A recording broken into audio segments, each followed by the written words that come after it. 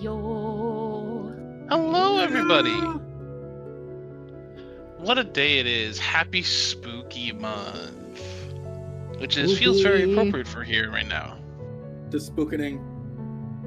The spoopening. But yes, welcome back, everybody, to And We Went Out Roving. It's good to see you all here and spending time with us today. Last time we had left off, our intrepid ne'er-do-wells had, upon request from Oko, Sweetwater Oko specifically, the Bandit King and his wayward boys and girls at this point in time, you had all had a brief moment where Allegan had to teach a lesson about properly preparing coffee to a would-be thief and performer to show how much of a part of noble society they would be. But at that point in time, once you had resolved that issue, had made your way through the various forests led by one of Oko's troop, leading you to the outskirts of the small gnomish village. At which point where you'd come up to it and seen that it was about as brilliantly, violently vibrant as a village of gnomes could possibly be. With different mushroom houses of different brilliant colored shades of pinks, purples, greens, blues, chartreuse, orange, yellows of all shapes and sizes. You had approached the village and encountered what appeared to be a mechanical gnome at that point in time, which definitely seemed to move in a stiff, jerky fashion, but gnomes are known for automatons of all things. And it then invited you all to the village itself and proceeded to lead you on through it, where you would continue to see a number of different other mechanical autognomes going about village life within the village and doing other different mundane tasks. And looked like they had been doing it for some significant amount of time. Trimming the hedges over and over and over and over again, and watering different plants, and proceeding to get eaten by an overly large-sized plant, and definitely a sense of unease ran through all of you, like as the went further and further into the village before you came in front of a larger section of houses, one of which that had a rainbow spewing out from the top of it. While in front there looked to be a large pure pale crystal with a swirling black energy on the interior. Upon going up and asking the individuals of the main house to come out, the gnomes then, after being told to depart, as you would mind your business elsewhere, the gnomes took it all upon themselves to remove the intruders from this area, and after a fairly unfortunate series of events for the gnomes, many of them blowing themselves up apart, losing limbs, heads, going blind in some way, shape, or form, one even chasing after its own head in a blind, grasping motion in the dark. Eventually, the door opened and out stepped 3 women. One Moraine, one Auntie Myrta, and one Granny Millie, who had a momentary attempt at conversation before being so rudely interrupted by one Ateris as she charged, as she fired an arrow and charged at them upon her steed. Can't get a good monologue in these days at all. We don't talk with hags. I'm sorry, gang. Apparently not. At which point they took as responses very rude of turning down the offer of conversation first, and decided instead to have a conversation with your horse's skeleton, peeling the flesh from its body and putting it under their control. They'll be avenged. At which point, then a continued fierce battle quickly ensued, where the younger hag was knocked down and brought to heel quickly, while another disappeared and attempted to bring Allegan under their brief control, but was unsuccessful in that aspect, while the third attempted to swallow Raya and as well as also other individuals at the party, before eventually all three of them were brought low as the shimmering blackness within the crystal grew more intense as they appeared to call on an individual by the name of Shoal. When they had stepped out and reaching up once more through Auntie Myrta's mouth, you would have seen a hand reach up and grasp the lower part of the jaw and slowly pull down, almost opening her up like a zipper of a suitcase, but with the snap and crack of tear of bones and flesh and blood just pooling out into a blackened river and dark pool below this individual. You'd have seen a 10-foot tall, dark, almost like caramel to like milk chocolate skinned individual, a crown of blackened antlers encircling their head, eyes completely devoid of pupil, of white, of maybe even eyes themselves with smoke drifting out for them, a faint smirking smile upon their face, and an amulet of turquoise and silver around their neck with long black hair, dressed in the court in finery court attire, before stepping out and looking out across the three of you, with a very faint smile upon their face, saying, "Well, this is a fine party I've been invited to. You may call me Shoal, the Nowhere King. And whom do I have the pleasure of having invited me to such a fracas, as it seems that the initial inviters have all since been disposed with. I can't say that I always enjoy the being called upon by such a trio, but they did at time have their uses." His head kind of cricks and turns, and looking over the three of you into Tenerel. Twilight. Raya would step up a little bit, and assessing that it would not be in his best interest to even think about fighting, he's gonna go ahead and put away his weapons. Twilight greets you.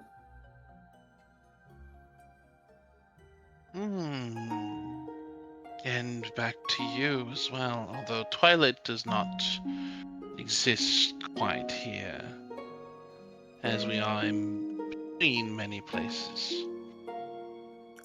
Here, there, everywhere, nowhere. But Twilight is always there when it's most spectacular. So, here I am. True. Very true. But this is an interesting allotment of sorts. A hunting hound of the summer court.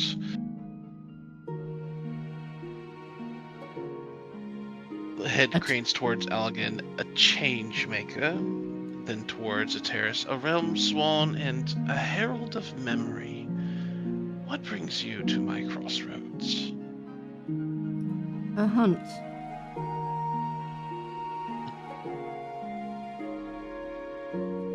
Full of excitement and daring, I hope, or have the hunts of hoof and bone fallen out of style of late? His head kind of creaks, and it's like the head kind of ticks to the side and like looking you over. Realm Swan, indeed, you are not of devil blood through and through. Altered You have through the hells. You have a fractured soul indeed. And what would you know of my origins?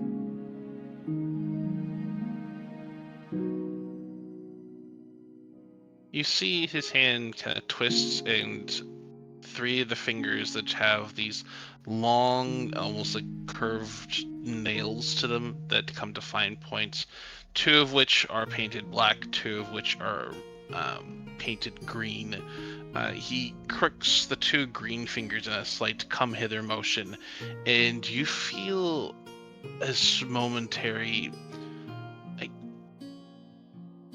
wave of exhaustion kind of fall over you. And Ryan, Allegan, the both of you would see almost this as like being beckoned out of a terrace. This in faintly almost like this slightly shimmering green, very spring, very like spring life and fresh buds. This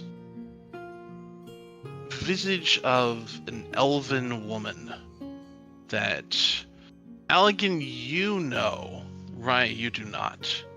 But Allegan, you would recognize this as a terrace before she changed. Rude.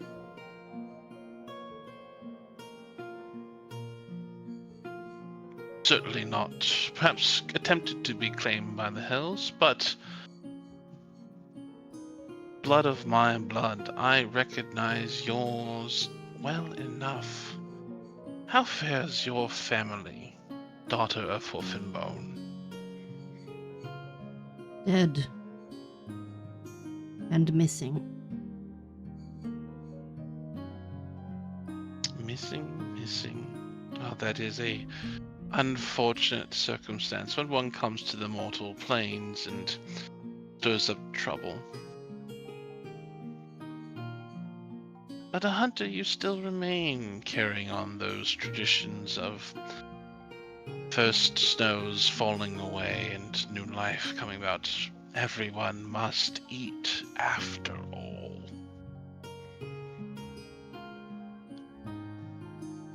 But missing, you say? Quite the intrigue. What is it you want? Say, Lord.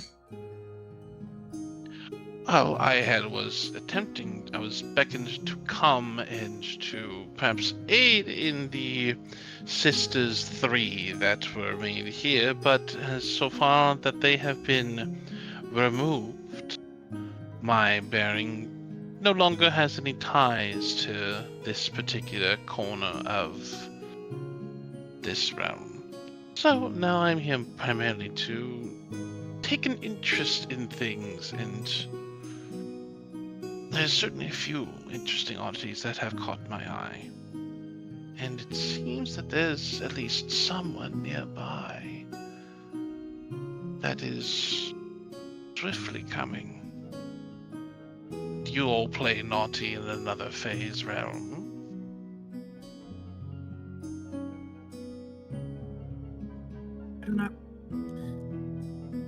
I do not understand the question. We're here with permission. Guests. Guests of whom? You see on the blackness in the eyes, almost like these trails of smoke grow more intense. And I need you to make a wisdom saving throw, Ateris. Could I do something to assist with this? What would you like to attempt to do? I would like... Is that vision of the old Ateris still kind of in the air, or did that dissipate?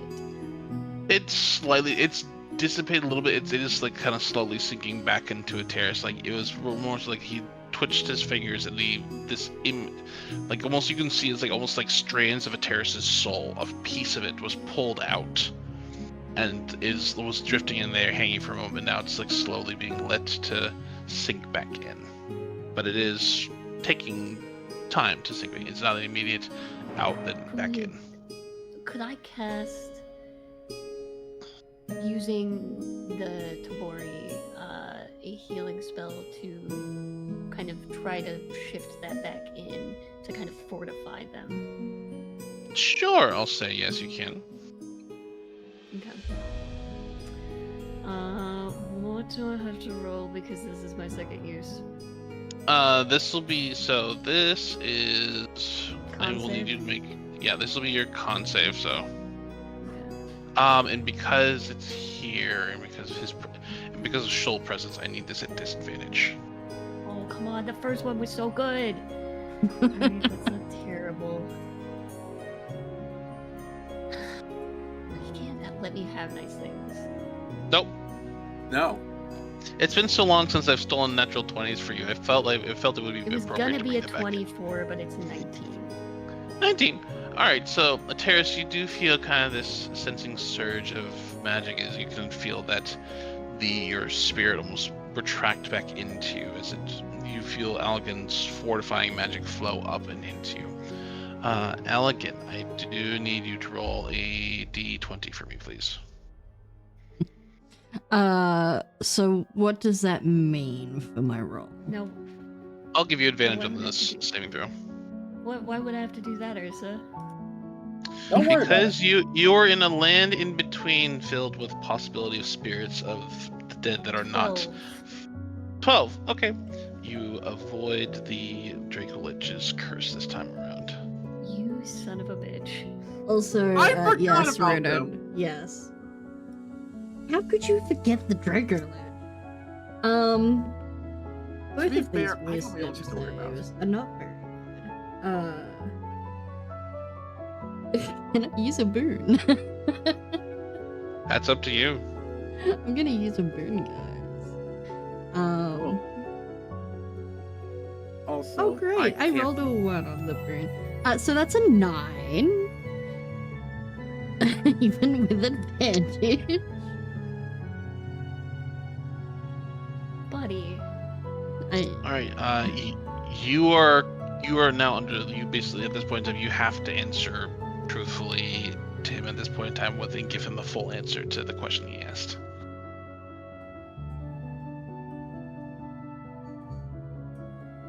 You can feel this compulsion forced into you and upon you. A benevolent host who did not give me permission to give their name.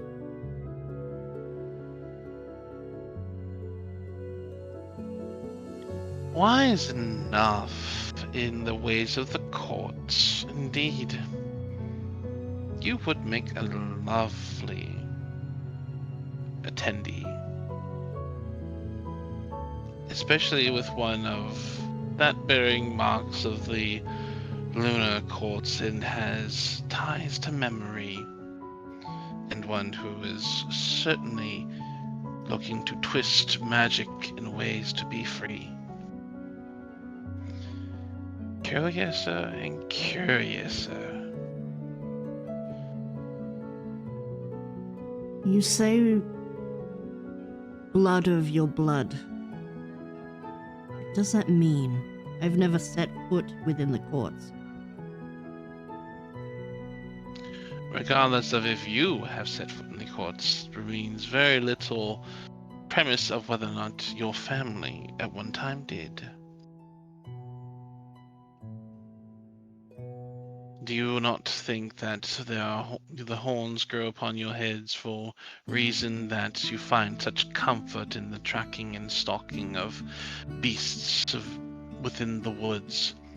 Hunters are those of hoof and bone, and my court is that domain. A hunter through and through you are, and you pay homage to me with every one you have laid low. In your family's name. With him Whether saying you know this, it or not. would I know who he is? Make a history check with advantage.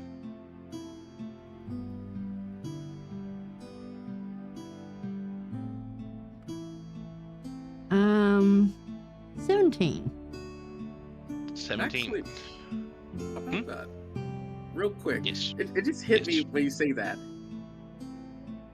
Would the name of the Nowhere King ring any bells for either Raya or Allegan at all?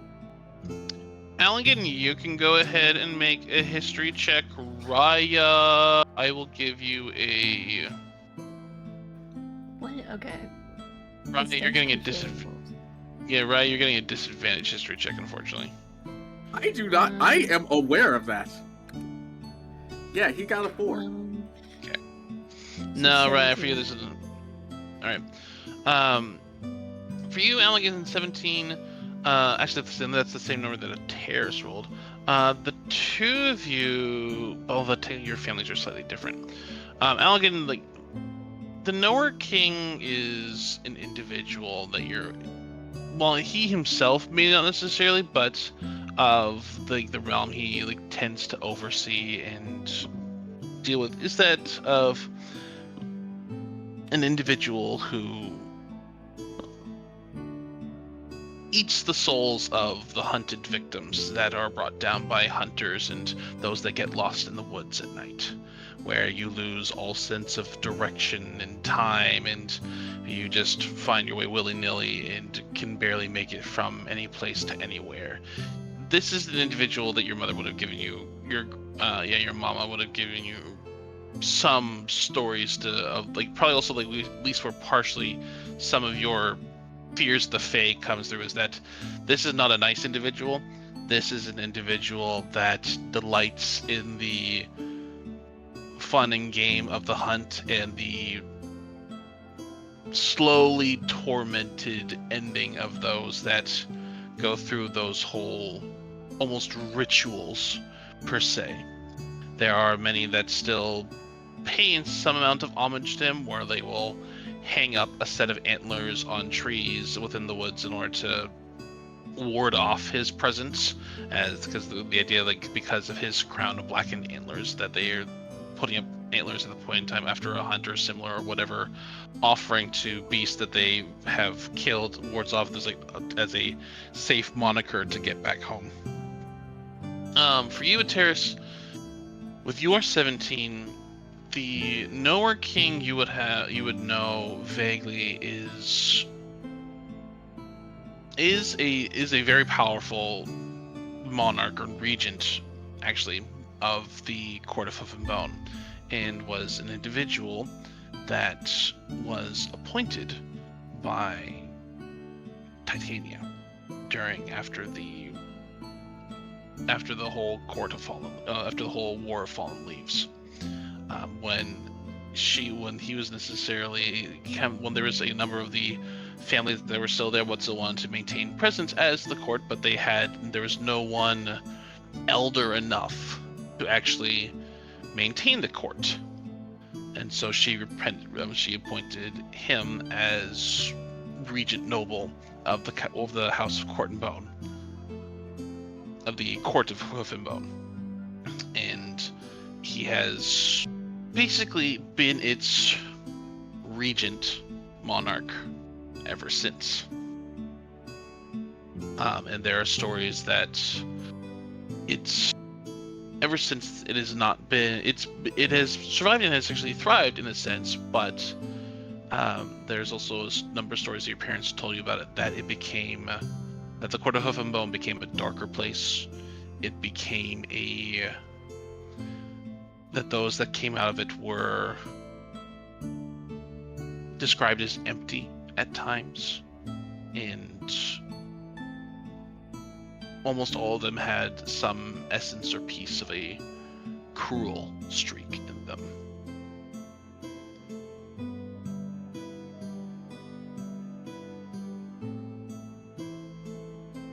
My mother told stories but of you.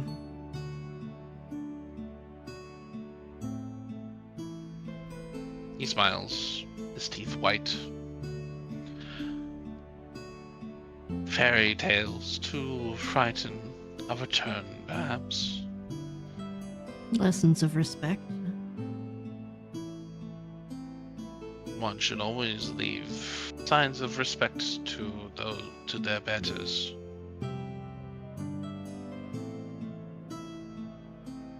So what now? That is a faint, curious question. I am deciding upon if I take any of you with me and introduce you to the court. It's been some time and things have grown a bit boring some of late. And certainly that would liven up things. We have a hunt to continue.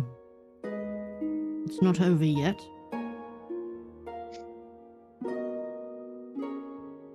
Do you? Indeed. Pray tell, what is it that you are hunting? Thieves of my kin.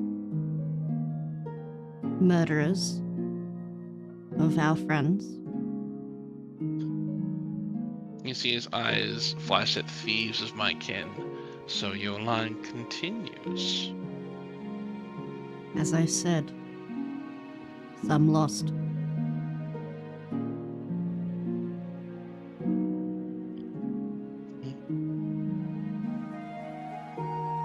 All of you certainly bear marks and markings of those interested in your whereabouts.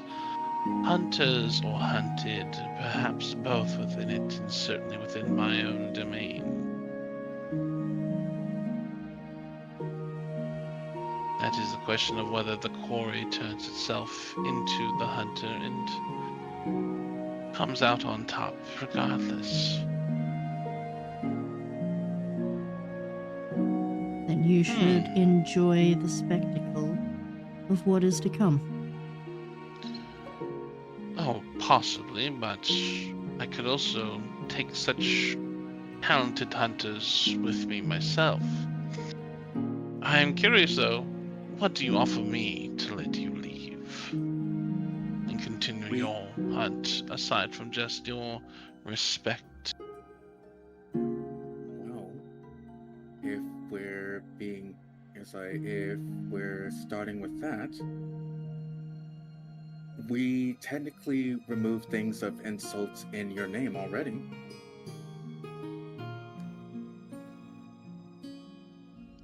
Right? Do you mean the Sister 3? They were. They were foolish enough to try to hunt us. They were arrogant enough to think that we would not be prepared. And I think the thing that is the most offensive is that they were weak enough to summon you, but when one link in the chain broke, and he just looks over at the one sister that he crawled out of right there. It was True enough. True enough, true enough.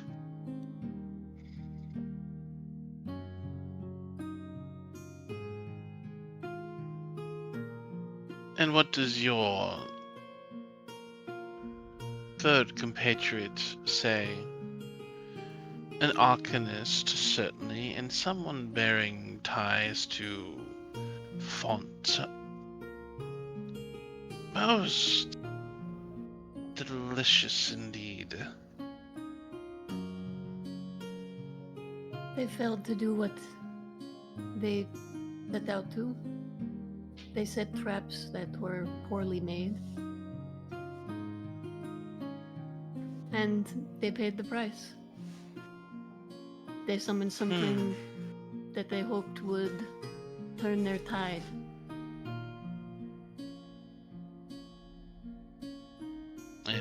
And any hunter with respect should know that if you require aid in the first place, you're more likely to get eaten at the end anyway. Terrace is going to take a step forward.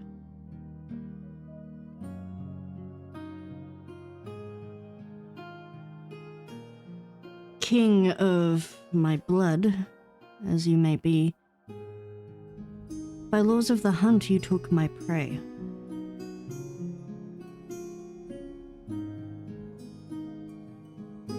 The head kind of creaks and groans. And though his body is like fully turned towards Alkin, the head is like swiveled to look at you. So it's like actually looking back over his shoulder, like perfectly straight. Jesus.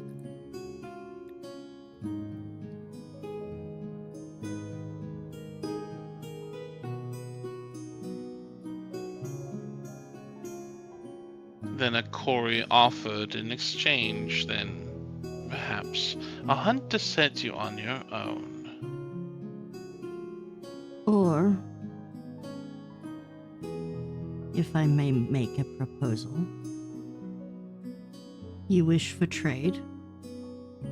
You let us continue our hunt, and I find a fine dedication for your feast.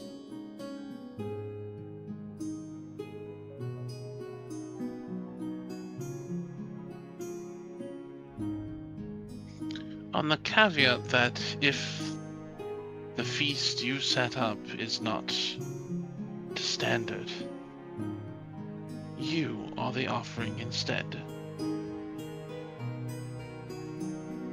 Another already has claim over my being.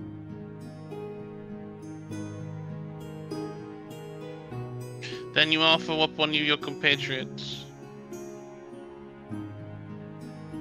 That seems a poor thing for a hunter to do. So selfish. They will not take my place. Me stating facts does not mean I do not agree. Simply letting you be aware that there will be competition. But that's part of the fun, isn't it? Not? That is indeed part of the hunt itself, where if one can't quite bring down their prey, well, that's their fault for letting the hunt get away. We hunt a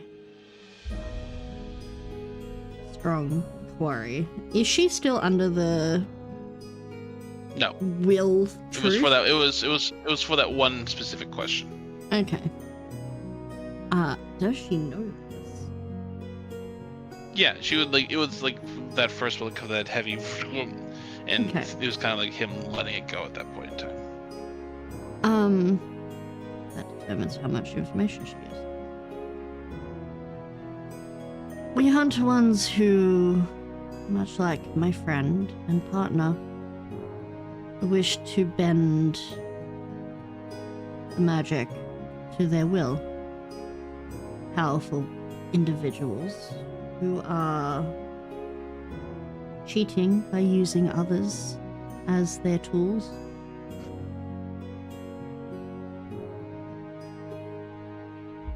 Would such beings suffice for the feast?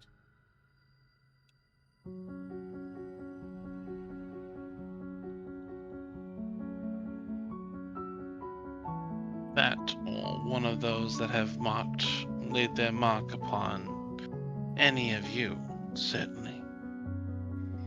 There's mixed magic on all of your souls. And the best hunt is where the hunter becomes hunted. Then it is done.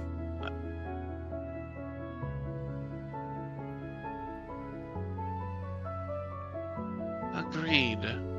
And you see his mouth opens, and as you finish saying agreed, there's a fleck of small green spark that flies from your lips into his own mouth, and they clamp shut around it. Harry,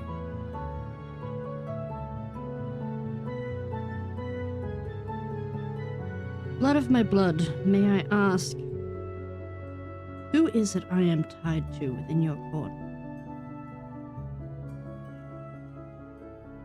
Make a persuasion check at advantage. Ooh.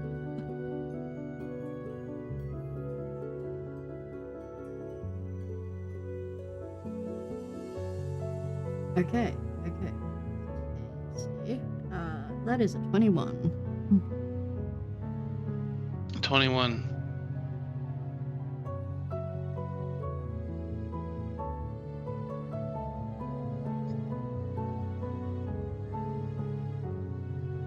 A second daughter once fled, but returned upon knowing that her family still remained within their holdings and estates. They still reside within the court if you ever wish to come and visit.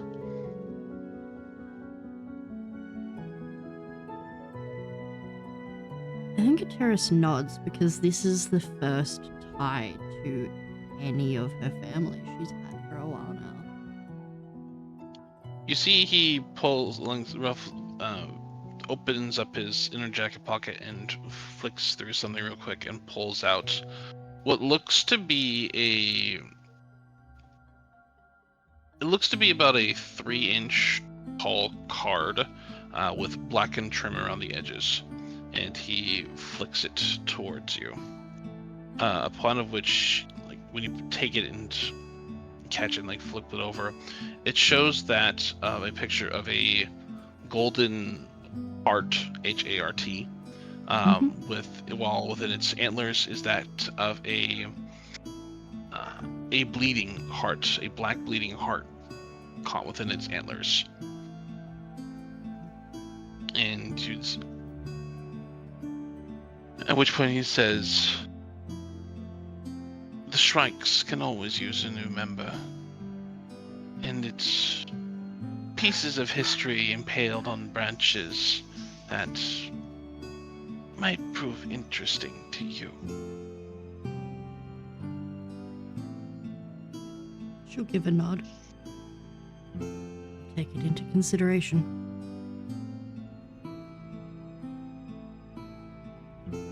She's going to bow. He'll give a very light bow in return, and eyes drift towards Raya. And he will say to Raya,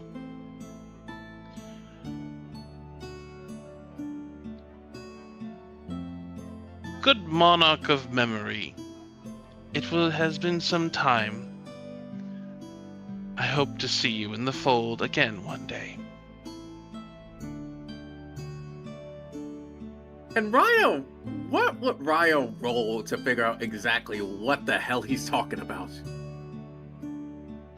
Make a... This is just this is gonna be a religion check. Oh, fuck me sideways, okay. Good luck, dude. Huh. You know what? I'm gonna use a boon.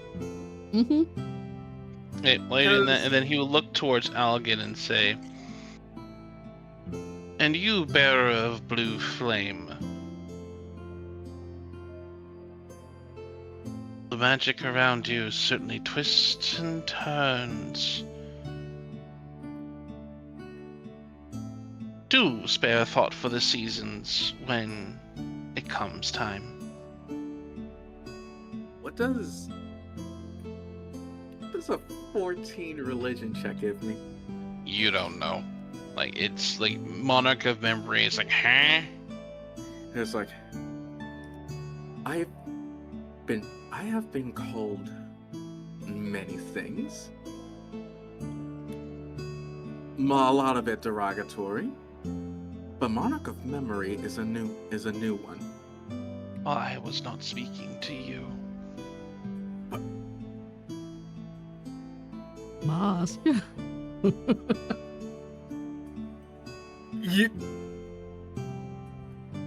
I don't think Ryan could max that shock and confusion.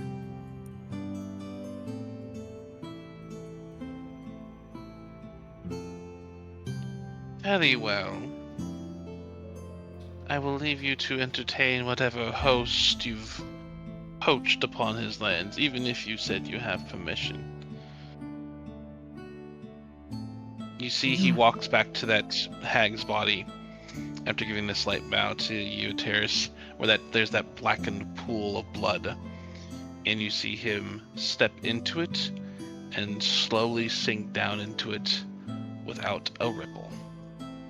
I think Ateris mutters under her breath in Elven for him to have a successful hunt. Okay. Mirroring that, Rye would say in Sylvan, happy travels. I think as soon as he leaves, the breath Allegan has been holding just kind of gusts out of him. And he's just like, Yeah. I. Okay. Yes, okay. You Fucking okay, Doc? leave? No. Yeah. Leave. Okay. Now. Okay. Yes. We need to get. Our host Rye's is gonna get on. the hag head. Our host is on his way. Our host is a dickhole. Okay. Okay. Neither here nor there. I'm getting the head. Ateris, you're closer to the youngest one. You can get that one. Yeah, Ateris Doc, is going to could you? loot the Yeah. body. Ateris is taking her Doc, sweet time. Okay. Doc, could you look at the last one right there?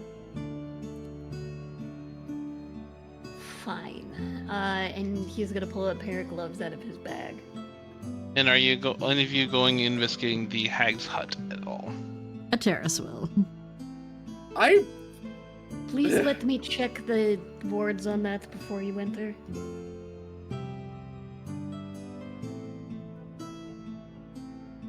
All right. So, you all go and investigate the various different bodies of the hags. Many of the hags don't necessarily have too much on them themselves. It looks like they were fairly empty at this point in time. But Elegant, go ahead and make me then an Arcana check for the hut itself.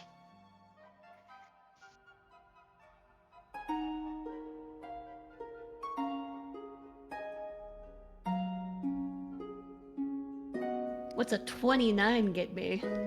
29 gets you the fact that you get the feeling that with the death of the hags, particularly that seeming spell is now rapidly kind of fading from the village itself. But there was definitely a seeming or like major image that had kind of covered most of this village now is What indeed about fading the away. huts? The hut itself. faces? The hut itself actually does not appear like as particularly magical. You can tell that there is a door abjuring entry, but it was left open when the hags exited out from it. So currently the door is open. You can tell that. You can also tell that on the interior that there is a wide variety of weird and strange magics within.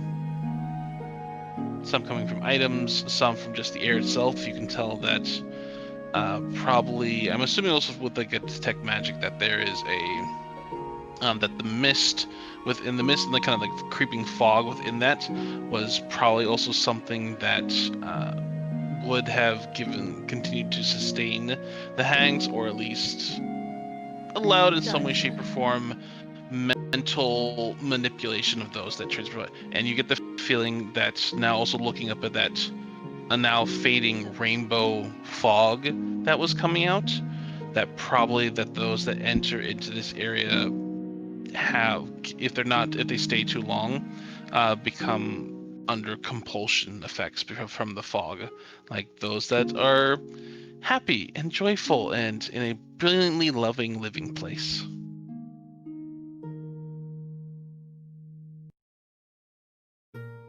Gotcha. Alright. I'll let Ateris know that it's safe to enter the hut then. Ateris will enter and have a poke around. Alright, there's lots of stuff in here. A few kind of like fairly interesting items, but also a couple, mostly a fairly large amount that are strange. You see books, you see odd objects, you see various different humanoid-ish oddities and the like. You see a pickled hand, you see what looks like a wand that has red silken thread. You see like a pair of shears that have this that are made of a dark metal. You see looks to be an eye preserved in a liquid. You see like a small painting. You see a perfectly smooth round stone. You see a bunch of different scrolls. You would see a number of different books. An hourglass filled with sparkling sand. Looks to be like a small collection of skulls. Looks to be a brazier. 7 candlesticks that look as if they are bearing a dwarven holy symbol. An elephant tadpole that looks like it's floating, preserving chemicals. Dice. A large chest. All sorts of oddities. Yeah, Terrace is like poking around at all of that shit. She's taking a sweet ass time. She's got questions she wants to ask Gogo. Okay. Are you having Allegan come in and tell you anything that's magical or not magical, or are you just like kind of perusing? I mean, Allegan's more than welcome to come in and point her in directions you would Also, like. I think the music stopped. I think it did. Yes. Sorry. I think after looking over my hag that I was assigned. The one thing that you would find of interest there for you, Allegan, is that that looking within pockets of the hag, you would find what looks to be a doll. Thanks, I hate it. Why is this of import? Do you detect magic up, or is it just? What would draw me to this doll in the first place? As you like kind of open pull out the doll looks to be that of a young human girl.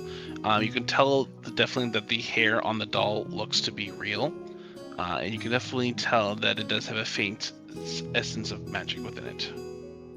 Very faint. I'm putting this back wherever I found it. Okay, the doll goes back in the pocket. Oh. It's on the hag? Yes, it's on the hag. I think when they were looking at and when Ryan, they- actually, Ryan, you said you were investigating this one up here. Oh, it's so bad. Why do they have these? D. I'm sorry. Go ahead, Yes, I am. All right. For that one, actually, I will say that you do find on that one actually, much of it looks like they're not. On that one, you would find, pardon me, that one of its teeth looks as if it's much smaller than the others and of a different, almost like breed entirely. You can tell like that it has a halfling canine implanted in its mouth. Does it look easily removable? Yes. In fact, as the body itself kind of slowly decomposes, you can watch as the tooth itself almost like kind of wiggles gently and plunk, plunk, plunk, plunk falls out. Hey, Ursa, I hate it here. Raya? Thanks. Yeah, yeah. Raya picks up the tooth and licks it over. Okay, make an Arcana check for me. Why do you do this to me? Because. Can you? Oh, you know what? Get over here. Come here. I think Ateris would have called out to the other two while we were still looking at the hags to make sure the heads are removed and anything strange is potentially destroyed in case it's used for them to come back. Raya. Okay, so Raya Okay. would please stop. So that would be 14. 14. You can see actually that it looks to be that there looks to be a fair number of small runes carved into the halfling canine at the very kind of base of it itself. He immediately goes over. You speak Sylvan, so actually you could read these, which says, which says the Mill Road Murders.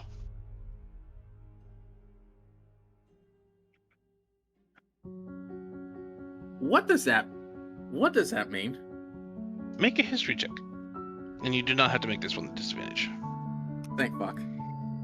Okay, 16. 16. There was at 16 at one point in time, you would have known that there's an older fairy tale of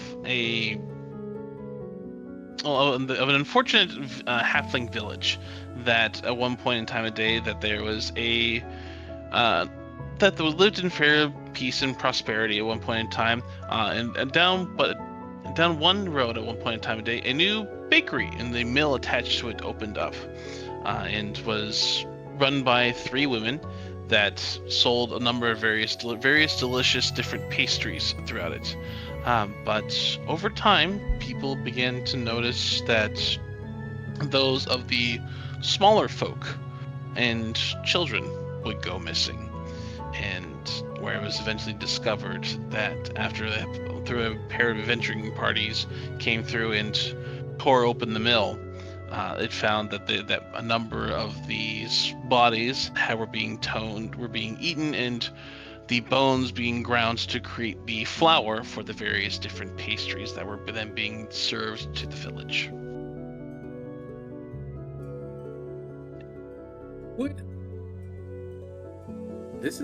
Riot? Okay, so would Riot have enough?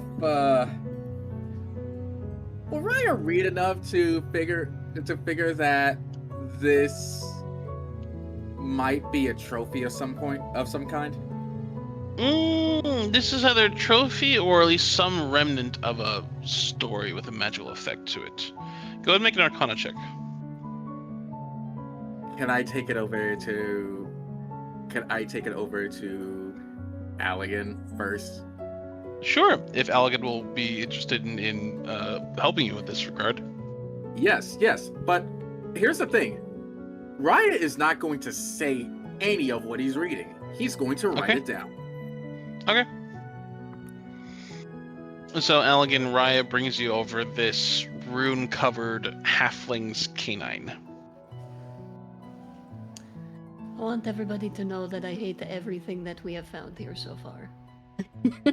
It's like you dig. Okay, was it the first time we encountered people trying to kill us? You ended up harvesting their organs.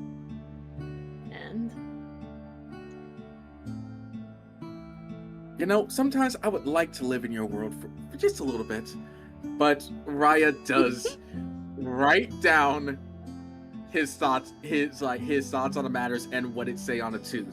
And if he would ask, writing it in his book, do you think that is this just a trophy, or do you think there's something more going on with it?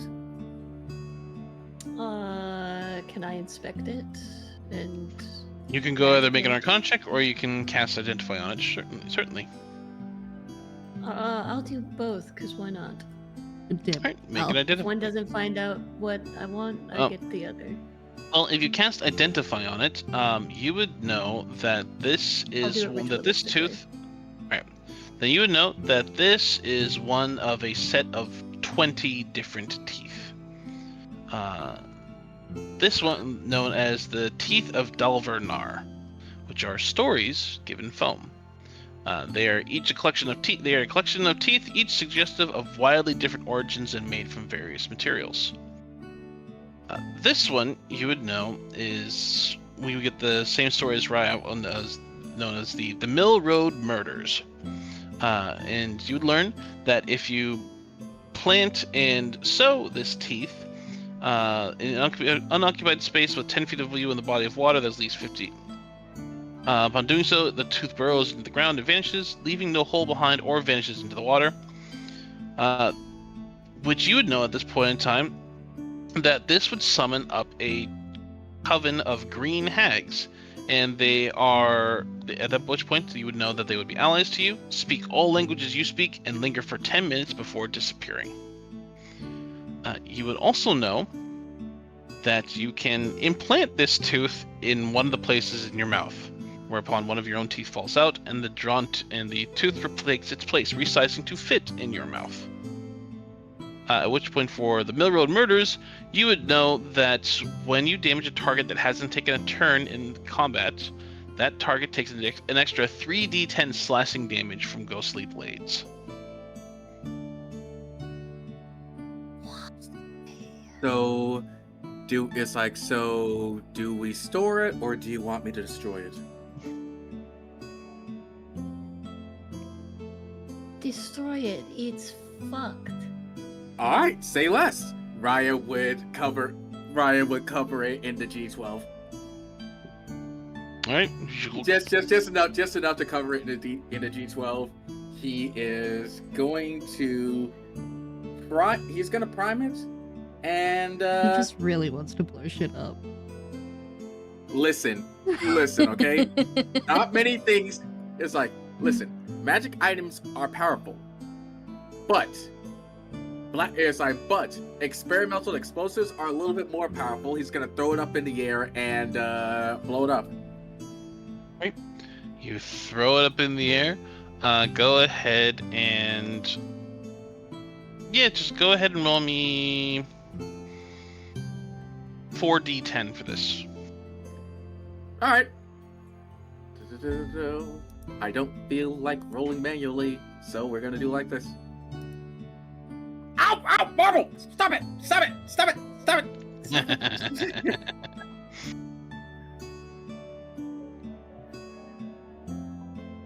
I should have rolled these normally.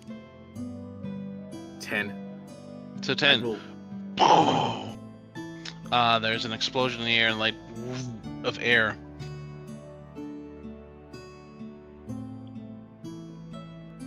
As far as you can tell, it's destroyed.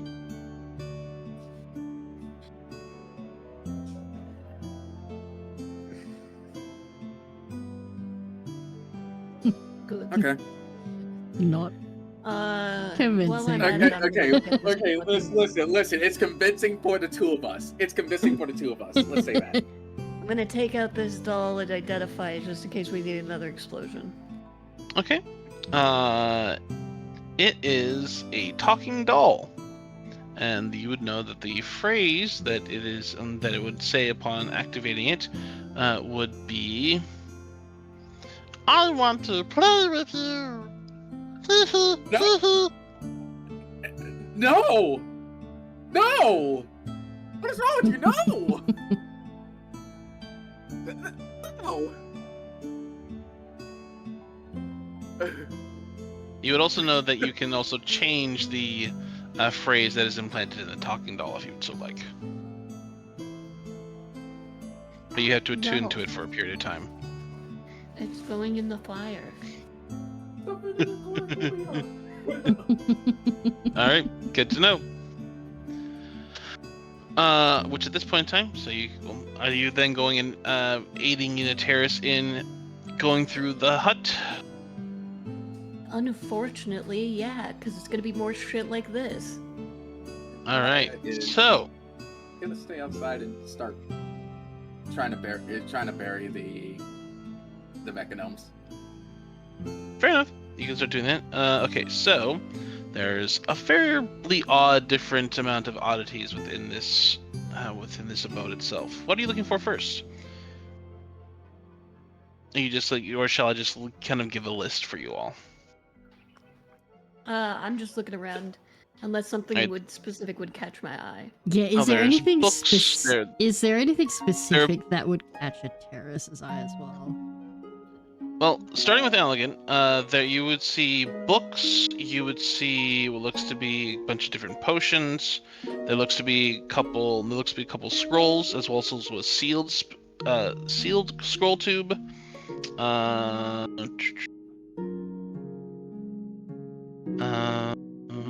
Yeah, those are the things. You would see. And you would see also a wand with red silken thread.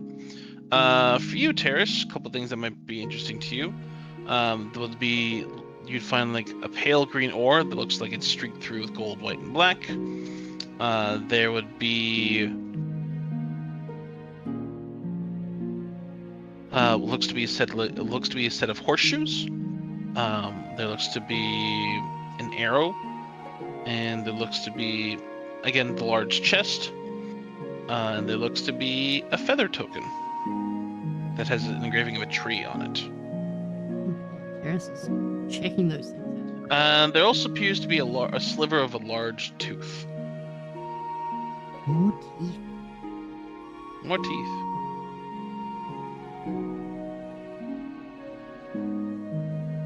Alright. What do we want to look at first?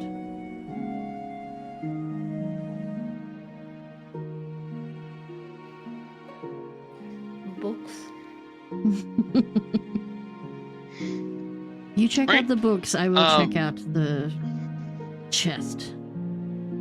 Alright, so the chest is currently locked, but you can go make a thieves tool check if you have training in that. For you, Elegant, there are a number of different books. You would see, and the titles of the books are also Terrace we'll get to that in a second then. You would see, for you, Elegant, the titles are Childred's Vivifective, To Cheat a Devil, Friar Albert's Guide to Forest Trails, There, and Back Again, A Halfling's Guide to Grammar, Baby Catching, What? Ulrich's Hags. Monographia Insomnia, and the last one of which looks like to be an arcane grimoire. Grimoire. You would recognize this as an arcane grimoire. You would also know that it is basically a +2 arcane grimoire. So, Oh. but its pages are empty. Oh. Interesting. Out of curiosity, do I know if hags keep spellbooks? Hags typically don't keep spellbooks. Their magic is more, and that's like tied intrinsically to their own weird magic. So you get the feeling that this might be more of a trophy-esque, or holding on as a favor or something like that.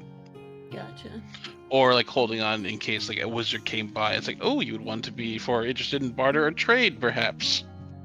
Well, have we got something nice and shiny for you? But you can get it at a cost. An elegant lure.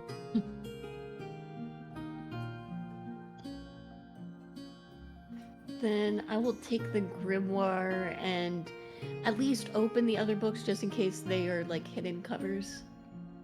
Sure. Let me see. So the Monographia Insomnia looks to be a book on nightmare magic.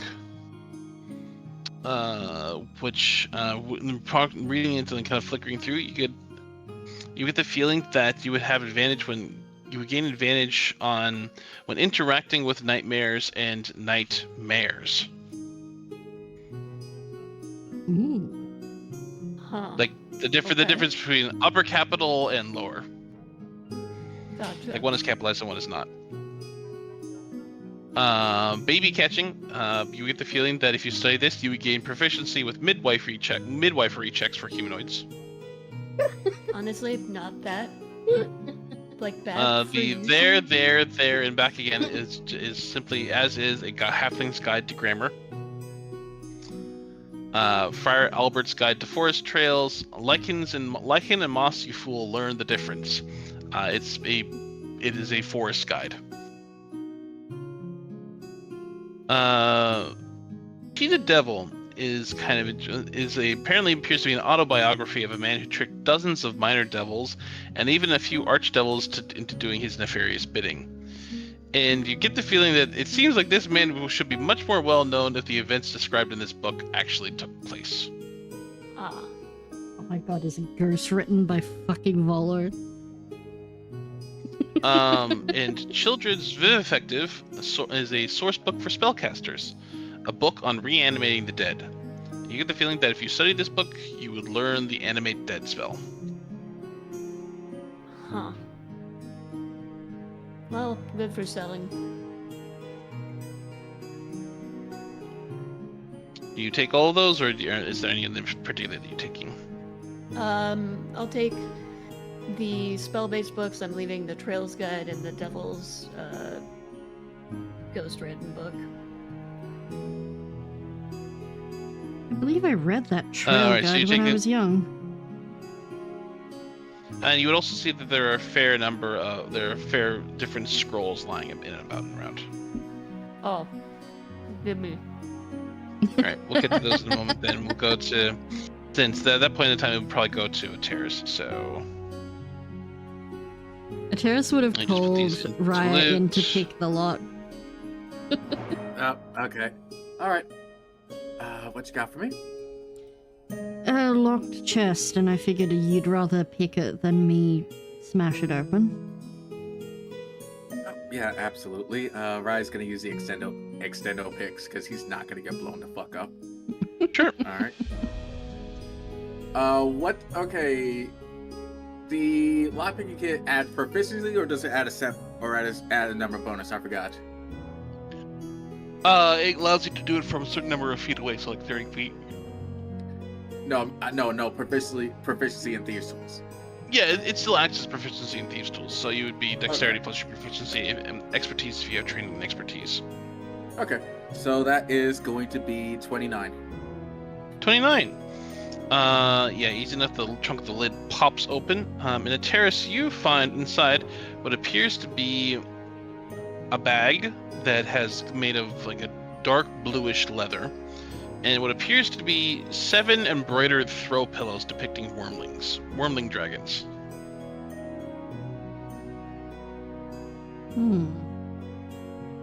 What's in the bag? Ryan would look over at Terrace. Actually, it's very easy to do that. Ryan just look over at Terrace and just look at the bag. Fuck you. You open the bag, and as you like kind of pick up the bag, there's a faint chill to it. What's in it? You open up, and looking on the inside, you see a number of different potions. And there's a faint waft of like cool air that comes out of it. A refrigerated bag of potions?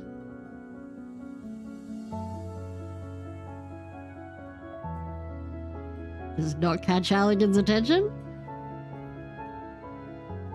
Sorry, I was drinking. Hey, Doc, we found a bag for your organs. Also I don't potions. know if I like the fact that you found something that specific. I'll kind of wander over with my hands full of books. Okay. You wander over with your hands full of books, and you can see inside looks to be a number of different potions within a bag that is giving off a faint chill. Well, you can tell, I'd say, from this you spend enough time around it. This looks like an altered bag of holding. Ooh, is this one of the ones that keeps cool? It is one of the ones that keeps cool. It doesn't hold as much stuff, but it is. You get the feeling that it probably is a bag of holding. Bag of holding is amazing. Boo! Boo this man! Basically acts like a bag of holding, but it can only carry like up to 250 pounds. But That's 250 pounds of organs. Yeah, 250 pounds, like things that are made of that are things basically do not decompose, or basically they're put into stasis when they, or like that when they at the point in time are put into this bag. So what kind of potions are in here? Do I need to do identify again? It looks like there's a fair number of healing potions, 2 larger, 4 smaller. What looks to be a different elixir, one that has a bluish shimmer to it, and one of which that looks to be like a almost like a perfume bottle. I'd like to check out the perfume bottle. Sure. You would figure out that this is a perfume of bewitching.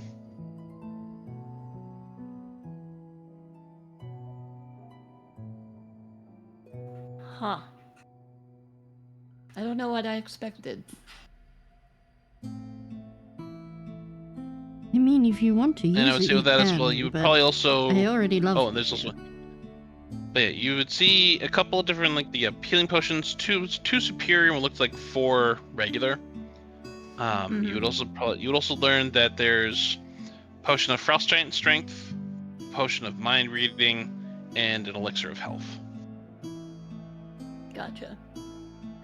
I will hand off the potion of bewitching to Raya, as they seem to be doing most of our talking. And then I will distribute evenly the rest of the healing potions to our frontliners. Alright, give me a moment, and I will go ahead and I will just copy all of these over. Perfect.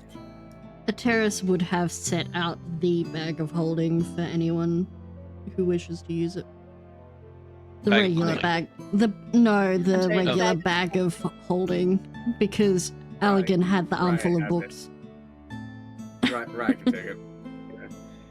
Yeah. You know, thinking about it, Doc, you don't take this the wrong way.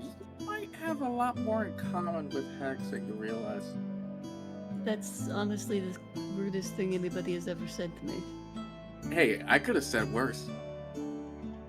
That lantern's not there. Does that make it better?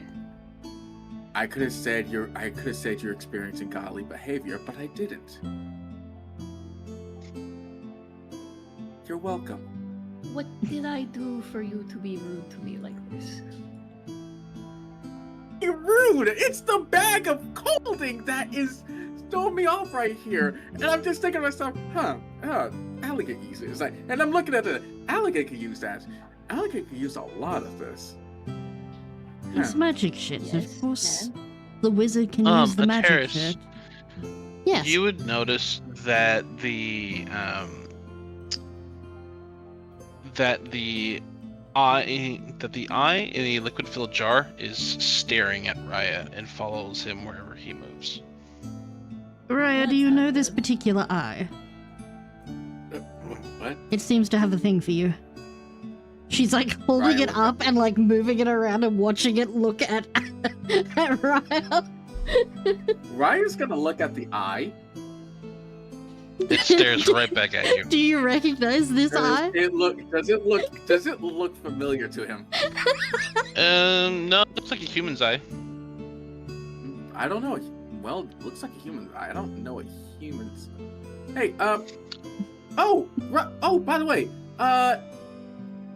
do either is like would Hunter, Doc, would either of you know what what a monarch of memories is? Fuck no. Would it You were Terrace? very quick to. You were. I heard him say that and I was like, that sounds like some creepy shit that only Raya would be able to get into. Would a terrace know Okay. if it's Make a favorite? history check. Okay, let's go. You're gonna look at me and you're gonna tell Look me at I'm me. Yeah. Yes, that is a actually, 19.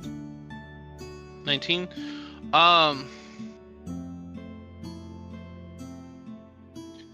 There's vague stories that you remember about a long time ago of a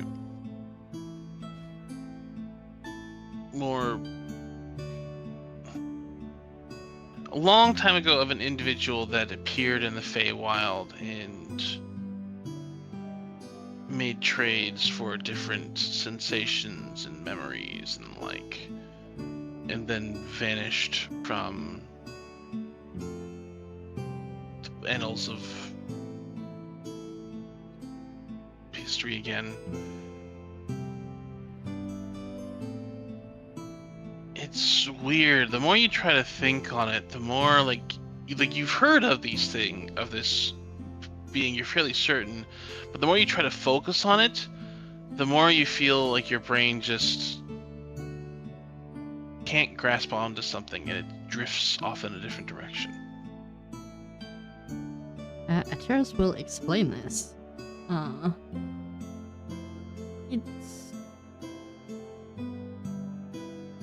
It sounds fey. It seems fey. I'm not gonna lie. I don't think Ateris has ever seen such a deep scowl on Raya's face directed at her. It is likely... Not... likely the previous owner of that mask of yours.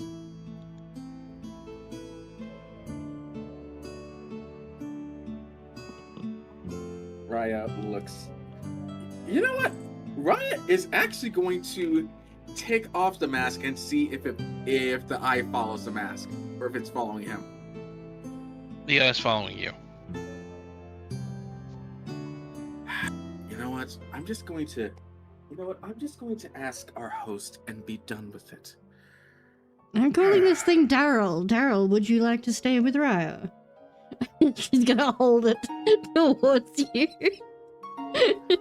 You know what? It's not the weirdest thing that he's been given. He's taking Daryl. All right. So, so mark down that you have the eye of a cleric preserved in a liquid-filled jar.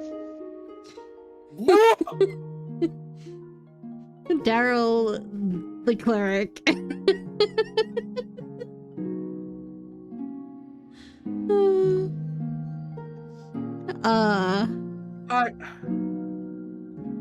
What? Ateris is moving on to the next thing. She's looking at the horseshoes. Alright, you're looking at the horseshoes. Let me pull this up here real quick.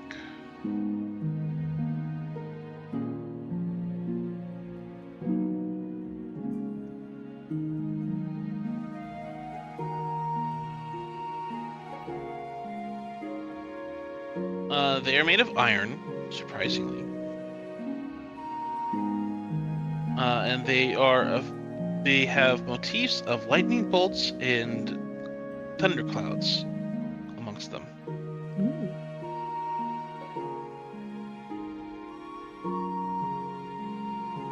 They are a set of 4. Could you identify these for me? Curious that hags would own iron horseshoes of all things. That seems most dangerous. Though I suppose they're not above a doorway.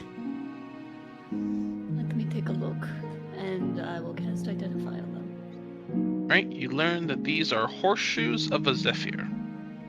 Ooh. But you would learn that as a magic action, you can touch one of the horseshoes to the hoof of a horse or similar creature, whereupon the horseshoe affixes itself to the hoof. While all horseshoes are affixed to the hooves or a horse or similar creature, they allow the creature to move normally while floating 4 inches above the surface. I Wow, could not that's actually I could amazing not for the afford to horse. buy these last time.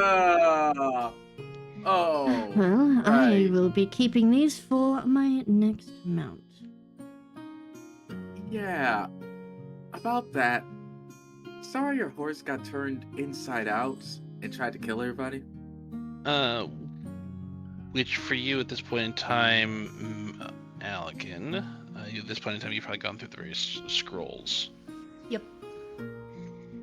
So you would learn that there are... Let me just be sure of this. There are 6 scrolls. Well, there's 5 loose scrolls, and then there's a sealed scroll tube.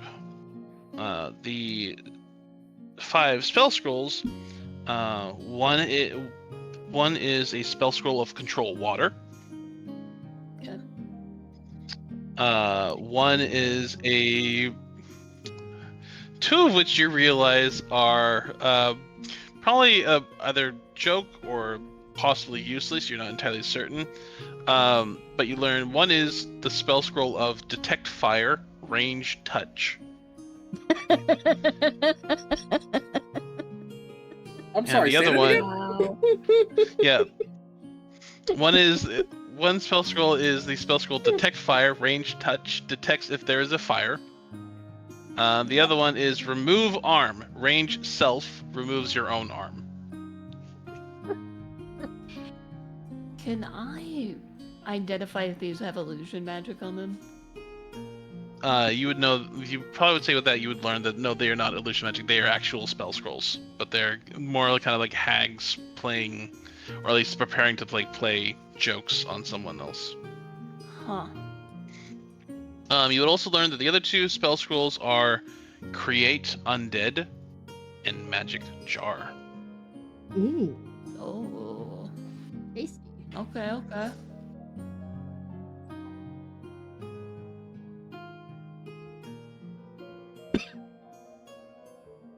I will pocket those and... You know what, fuck it. I'm gonna take the 2 joke ones just to see if I can erase the ink and use them. Sure thing. And then there's a scroll, a sealed scroll tube containing it, which when you open up, it looks as if it contains a treasure map. He's so disappointed that it's not more spells, and hands it over to a terrace. Here you go. This seems more your alley than mine. Where does the map show? Do I recognize the location? Make a survival check for me. That is a 16. 16.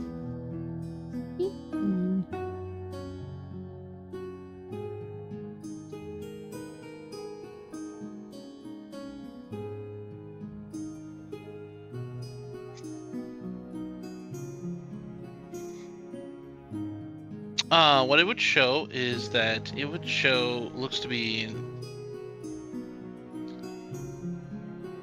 the markings of what looks to be a doorway illuminated by moonlight.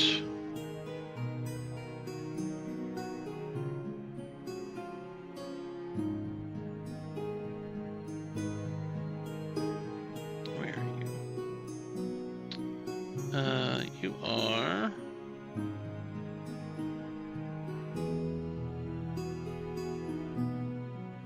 Yeah, right over there.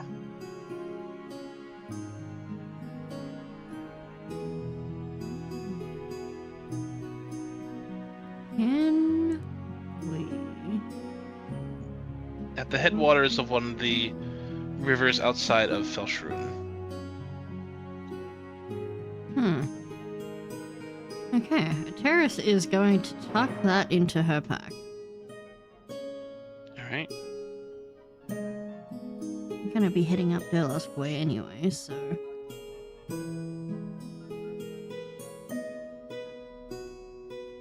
Alrighty. Aside from that, so there's the bag of coal. Oh, I should put that in. Check out the feather thing.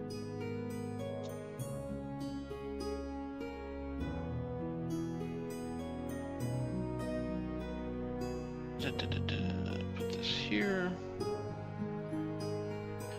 You would recognize that as a... Where are you? As a feather token for the symbol of the tree on it. Ooh.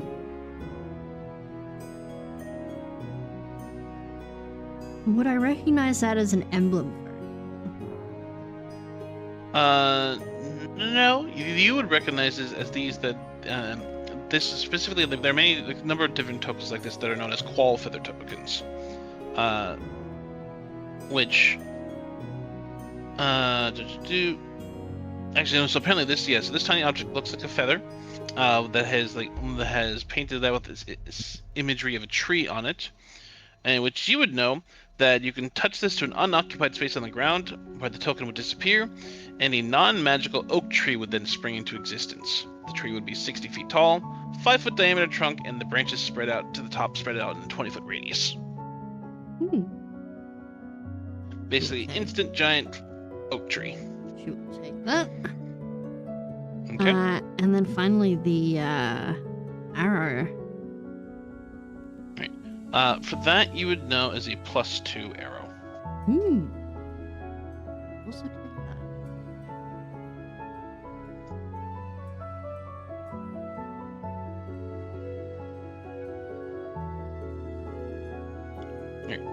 Are you all taking the embroidered throw pillows, or are you leaving those be? Yeah, because I'm curious about them. Do they have any, like, lingering magic on them? Nope, They they're look just like throw dragons. pillows. Yep.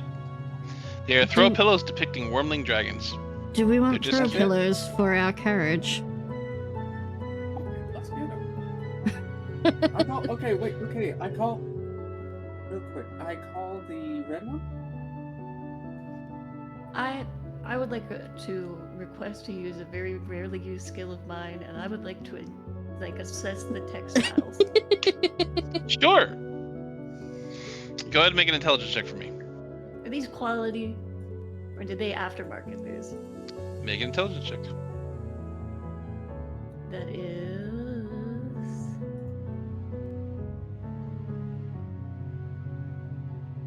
16. 16. These are actually fairly high quality. Like these actually look like something that you would receive as a gift from maybe like another noble or as at some point in time. They are fairly accurate, but they're definitely soft squishy. They're very squishmallow-esque. Okay, we're taking these. These are nice. After you just see Alligan like kind of really closely inspect the thread work before nodding to himself. Into the bag of holding? Um, For you, Ryan, if anything of interest, there's a set of engraved knucklebone dice if you're interested. Hey, knucklebones. Yes. Let's get it. I'll take All it. right. All right, there's a set of knucklebone dice. There is also apparently, for everyone, there looks to be a hat of vermin, as well as also a lantern of revealing. What does that hat look like?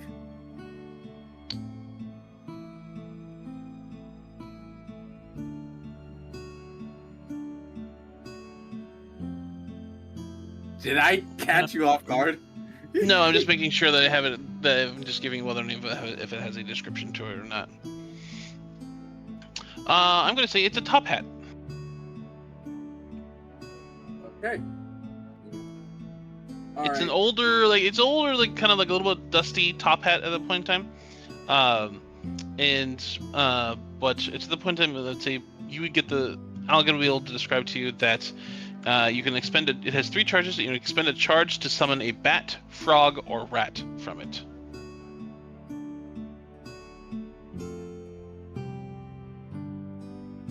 And the hat regains all expended charges at dawn. Raya just casually grabs the hat and just stuffs it in the bag of holding. Fair enough. Nothing to see here.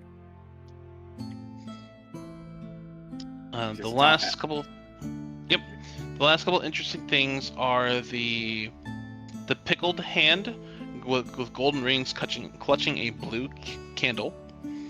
The wand with red silken thread attached to it, pale green ore, the glimmering shadowy shears, and what looks to be a talon in the shape of a dagger.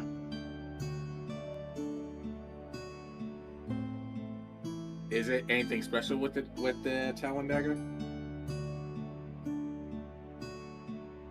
You are fairly certain that a creature stuck by this would not have a particularly fun time.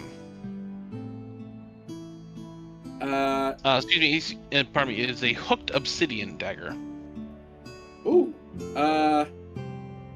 Raya would take out the hat and put it on and hand it to Alligan, and he's just gonna take the dagger.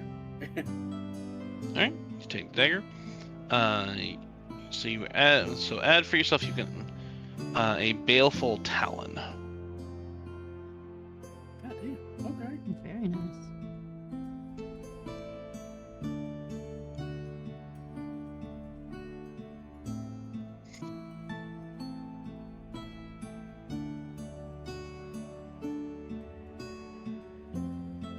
Anything else, or are you all leaving the rest? I think we could just leave it.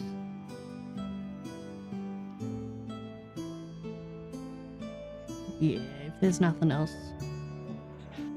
I've got everything I want. All right. Are you leaving the Awwor terrace, or are you just taking it with you? Yeah, actually, I will have a quick look at that. Okay. The Awwor itself looks dense at first, but picking it up, it actually feels fairly light. And streaked through, it's pale green, streaked through with gold, white, and black. Yeah, I'll take that with me. Okay. Mark down 20 pounds. Okay. Right, and we are leaving the Hand of Glory behind. Good to know. I'm very much okay with that, actually. What, you don't want to have the pickled hand that was taken from a wrist of a hanged man and clutches a cadaverous grip of a tallow candle made from the fat of a condemned criminal? You know? Hell and no. We're leaving. We're leaving. Hey, good day, sir. I said good day. Let's get out of here. As you'll descend out from the village itself, you would Is our see at kind host of the here edge, yet? at the very. Well, it's interesting enough. It's when you actually get to the very edge of the village, you would see almost kind of like pacing just at the edge of the boundary. You would see Sweetwater Oko, and he sees as you come out, you can see there's this visible relaxation to him. Say, oh, I was beginning to worry. We had Everything went. We had a bit of a meeting with the Nightmare King. Mm-hmm. You see, he visibly swallows. Oh, no. It's fine. It's perfectly fine. Does not know who does not know who we're doing. Kept to the rules. We left on decent terms. Oh, but we got one of these, and he kind of holds up the hag. Actually, he would. Would it be okay to just hold up the head of that hag, of the elder hag, not the elder hag, That's up to you. What? It was like, he's just gonna hold up just this wrapped up bundle and just like, all right, we got something we could talk about later on. Good. And I thank you very much again for the aid you've rendered to me and to my troop. Allow me to escort you safely back, and we can have a discussion. You may ask your questions, of course. You all done a good service, certainly, and the world is a better place, and there's much less suffering in the world for what you've done today. Let's just get the hell out of here. All right.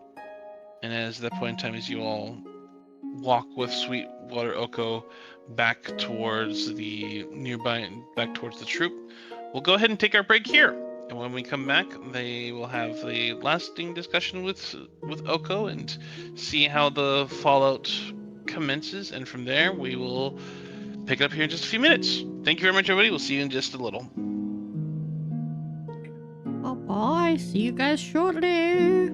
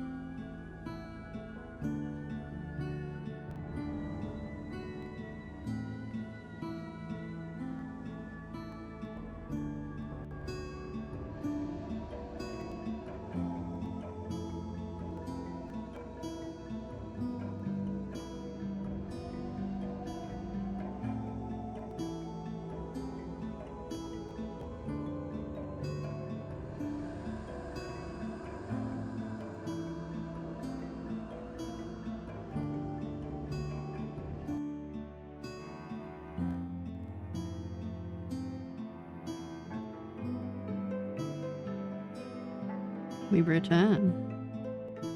I got a loaf. Hello! Let- Welcome back, everybody, to And We Went Out Roving, where the party has just made off with some loot from the Hag's Hut and had a run-in with Shoal, the Nowhere King, and where bits and trickles of tidbits of information being left out. Crumbs from saltines, one might say. All right, targeted. Just a bit. Just a bit. But as we left off, the group then had reconvened with Sweetwater Oko, who definitely appeared to was not able to pass into the barrier, the entryway to the town itself. But upon exiting, you all reunited with him, and he has now led you back to the troops' campground. I might per se would be called at this point. But you all are welcome back with to the loud sound of what looks to be a large water fight, and also painted balloons being thrown around and splats of color being thrown everywhere. So you can see there's a bit of a almost like war being tossed back and forth around as small arrows and slingshots filled with colored pebbles that explode into bursts of color splatter onto trees and bushes and rocks and the side of small buildings at that point in time in tent flaps before Oko guides you to a quieter table at this point in time while the small war goes on down off to the side. Well, please don't mind the noise. They're always a lively bunch, certainly. And they mean, well, I suppose well enough. The hags didn't give you too much trouble, did they, the sisters? Nothing that we aren't used to. We took care of them. Question mark? You Good. could have warned us of their associate, though. I don't. That was not one that I knew that they had such a connection to be able to summon up. If I had known, I would have warned you. They are one not to be lightly trifled with.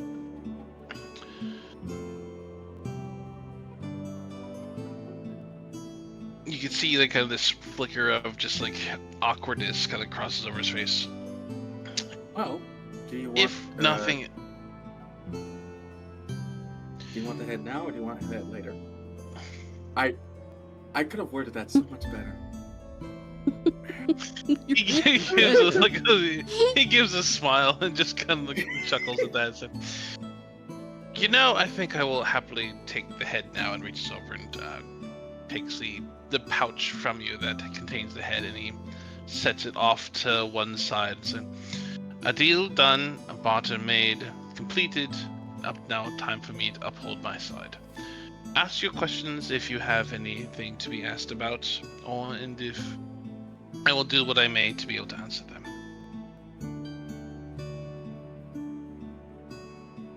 Terrace will look at Allegan, see if he wants to go first or not.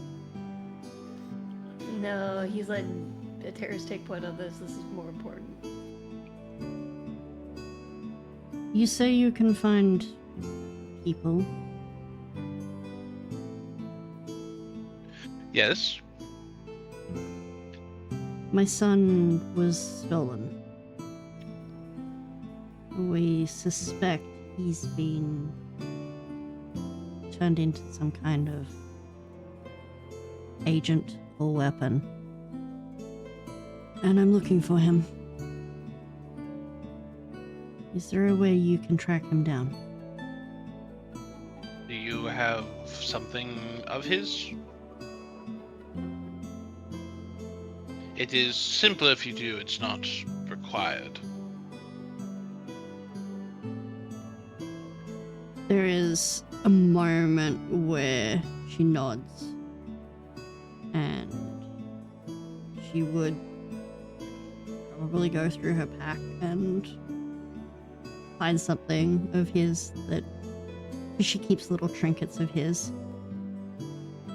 I have objects from years back It has been quite some time, but if it would Do you have something work that actually stronger, has? If it's you have something that at one point in time he wore, whether bloodied a shirt or sweat or something of that matter would work best. giving you some of my blood. Oh, No, because then I would be looking for you. she'll go through her things and probably find like a necklace or something that he would have worn as a child and handed that over. They took others too. I don't have anything of this.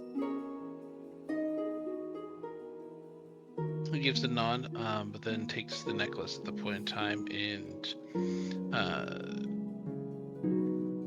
pulls out.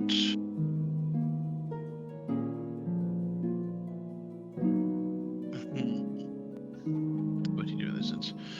You see, he walks down to the lakeside bank, kind of scoops up a handful of mud from it, and walks back to the table at this point in time.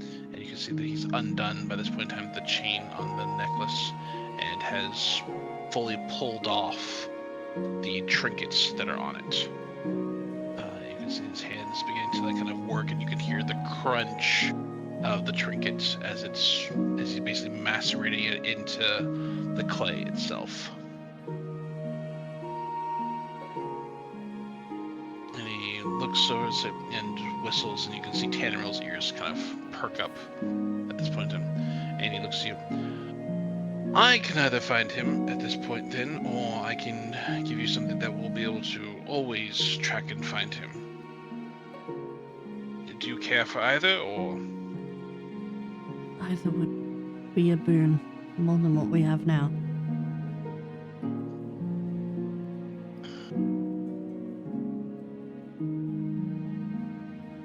General? He gives a nod, and then point you see his hands continue to work at this point in time and kind of compress that clay down into a small pellet and ball at that point in time. And Tanner kind of comes over and he says, and for him, he says in Sylvan, open. And you see Tannerel's jaws just kind of like, ah, and he shoves this pellet down into Tannerel's mouth and clamps their mouth shut. Forcing the dog to take medicine. Oh, wait, I could do that at any time with him? Or is he just you? You might need more training. It's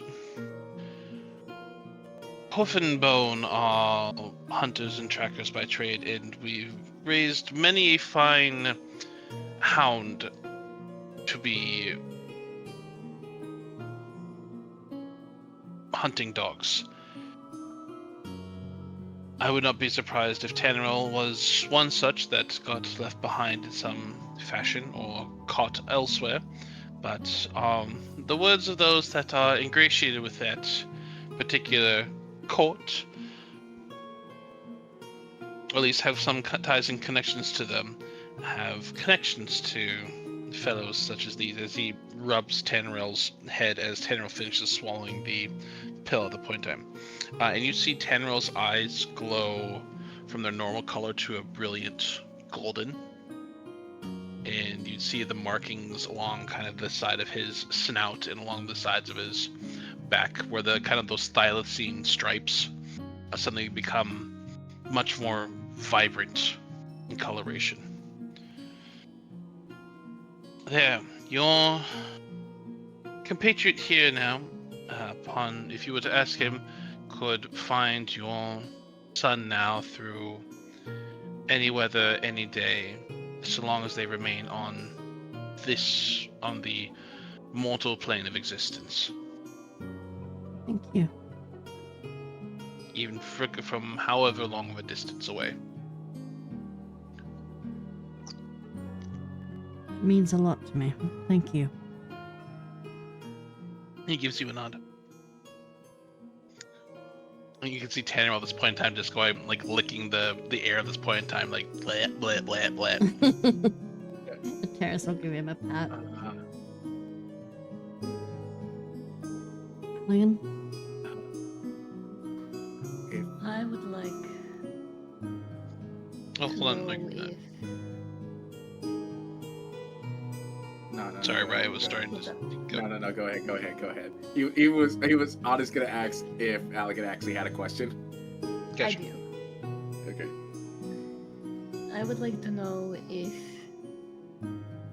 any Fae are aware of myself and my companions, though it seems that Terrace has ties, but myself or Raya.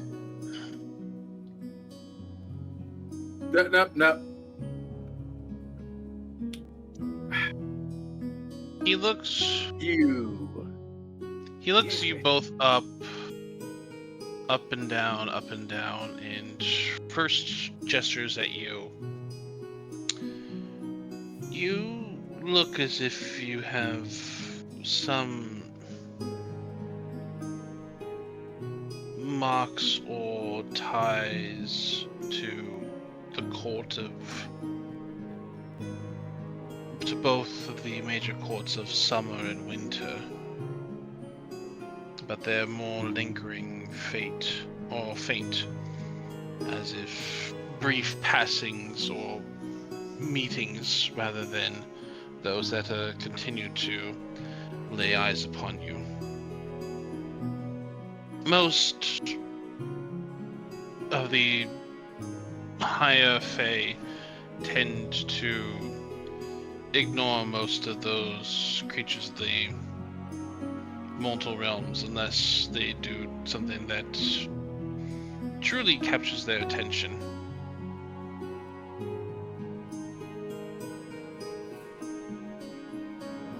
He looks then towards Raya, and you can see his eyes shift in coloration as he looks over you.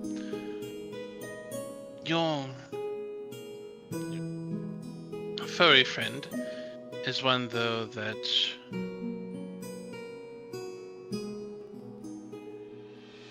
the mask is tied that to those of the lunar courts. Them particularly have a touch of autumn, of storm in their fur. And he kind of like looks and peers. You can see his eyes squint. As something.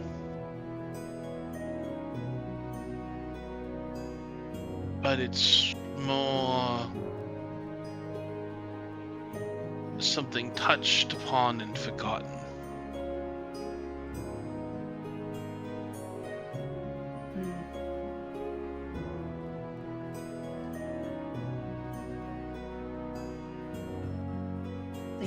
That's what I can tell us. Can't tell you if specifically, but I am not high enough in those of or elder enough amongst the archfays to get a true sense. I can give you that that's the cold that touches you is that more of a winter's biting knife, while the touch of summer upon you seems more like that of fresh growth underneath the summer sun, and more recent than the winter's knife. While your compatriot Raya is more makes that of a tumultuous autumn storm where it seems to come and go. But it's not something that's directly upon him, rather something more caught amongst him. I'm gonna ask this above table. Allegan used the name that Raya gave and not his actual first name, right? Oh yeah, no, sorry, like my brain may have just forgotten. My apologies. No, you're good. I called him my companion. I did not say. Yeah, you called. No, I'll just say you my said Raya. companion. You did say Raya. Oh, I apologize. I meant to just say my companion. Because in character, I know that's what you meant. I just had to be certain. Valid, No, yeah, valid. like I will fully understand like that. My companion is probably what was used. My brain is just okay. Name. No, you're good. You're good. You're good. I just have to make sure. Because I hear Ryan and I'm just immediately panicking. Just like I know the motherfucker who is No, yeah, you're very fine. intent. Okay, so I just like, was there anything more that Akko had to say about Alligan's question? I think that's it. I Not. got everything. Yeah, you got everything that Algan was touched. Kind of was more had passed by with like had a brush with Winter's knife, and was more recently close and touched with the green and yellows of summer. But both of those are more fleeting, rather than necessarily something that has full weight of attention. You have kind of a more tumultuous, very appropriate racial relationship with like kind of the autumn storm. And that there's certainly something that is deeper and more like kind of in passing of terms of that of something touched upon and forgotten long ago, as well as also then like kind of the lunar court mask. So, Ryan would kind of just think a little bit before asking. Can you stop that, Marvel? Ryan would think a little bit before asking his question, and The answer to that is no. what? Marvel cannot stop that. Oh, that's not my question, then. If you cannot or refuse to answer a question, my best assumption is that I just have to ask another question.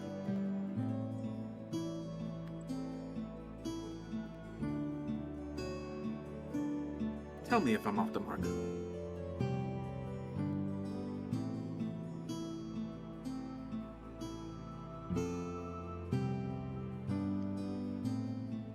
Silence. If I can't answer a question fully, then I would let you know that I could not. That is good to know. Alright. What is the Monarch of Memories? Let's see. Does Oko know?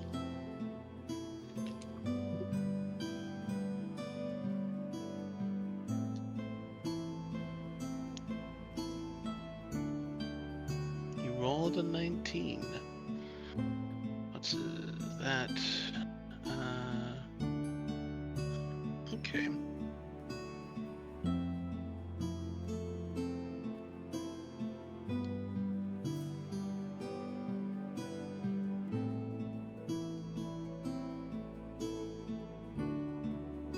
There was a story that I knew some time ago of an individual, a man that made their way through the different realms, seeking to preserve the scent of every flower, the taste of every meal, and such things of like. He called himself a preserver. Others that followed called him the Monarch of Memories. Before, but there's also holding that much knowledge in oneself can cause one to go a bit fragile, and especially when one starts looking to taste or remember the intangibles to preserve them. There are stories of them looking to consume nightmares, the the taste of wind, of blowing the sea spray, the sound of an empty room. They are, as far as I remember, they are an individual that are as much paradoxical and quite insane, as far as I know. Monarch of Memories is one of their titles. More often, though, I think now I've heard them referred to as Dream Eater.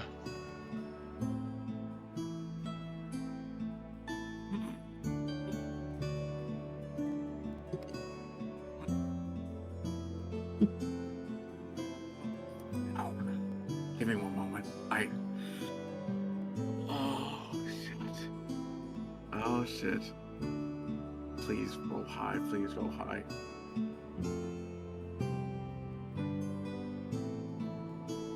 Well, shit. Mask still on. You won't be able to actually see all of Briar's face, but he seems to tense up and he's kind of just, his hand just goes to the book.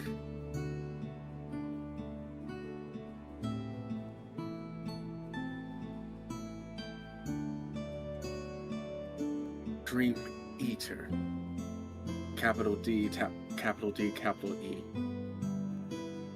As that's at least what I've known them as, but as far as I'm also aware, their presence has not been seen in a number of years.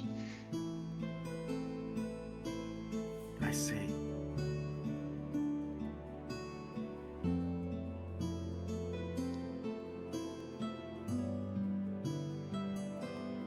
So, Mariah just takes off the mask.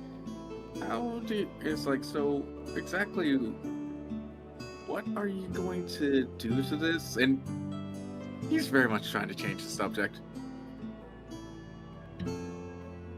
I can, if you wish, I can impart it with activate. The mask is currently sleeping at this point in time, floating on the edge of wakefulness. I can work towards perhaps begin to awaken it a little bit, have it by reigniting some of the energies that it has lost in its time away from the Feywild.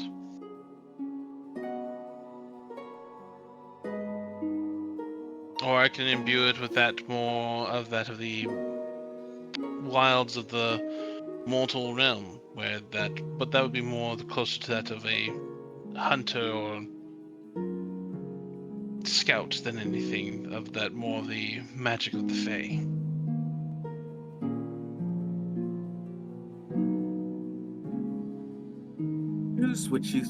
Choose that which you think fits me more.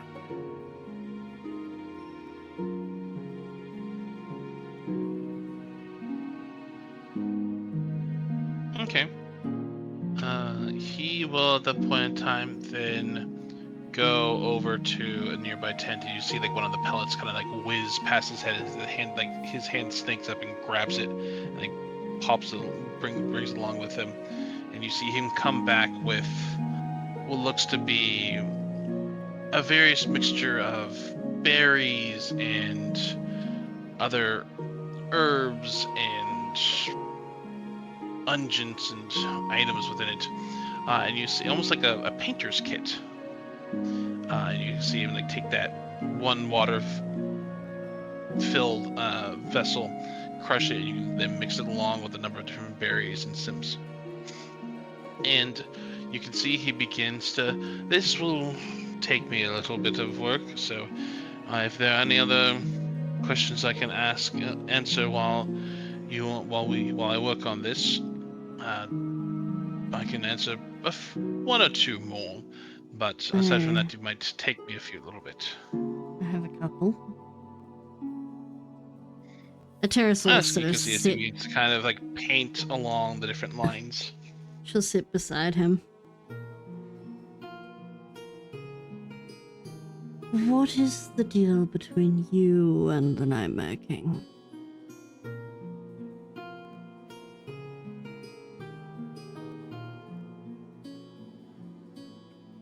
be sure, the Nightmare King or the Nowhere King? The Nowhere King. Sorry, Okay, that's Nowhere my King. bad. Because Nightmare King is a different Yeah. individual. No, that was my my bad brain.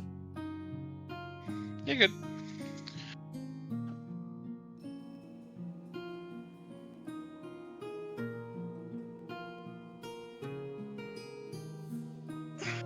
Grandfather has been very kind in allowing me this corner of Limbo.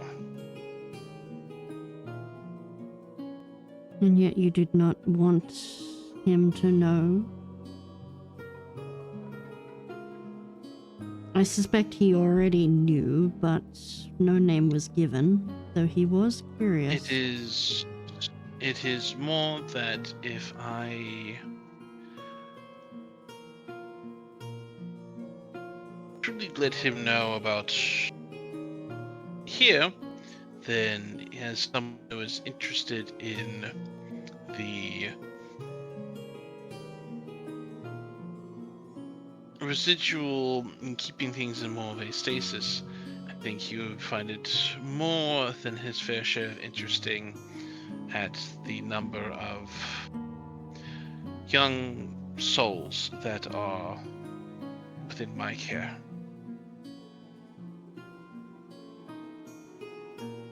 So the tales are true.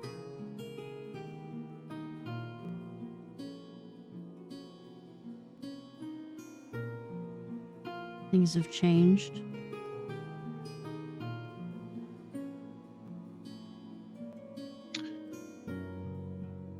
Oh, I don't know how long you've been out of the Feywild. You certainly don't seem as it, but he has his certainly fair share, heavy number of sway and a fair amount of, well, let's say the most folks tend to overlook his choices and with the intent of not being consumed themselves. I've not stepped foot in the court. But apparently, we are blood. So, You can see he pauses a moment in painting the mask, then kind of like looks at you with raising eyebrows. So. Then I suppose you might be a distant cousin of mine. that is not for me to know right now, I guess. Do you know who your family lineage lies with? Some daughter that left and returned.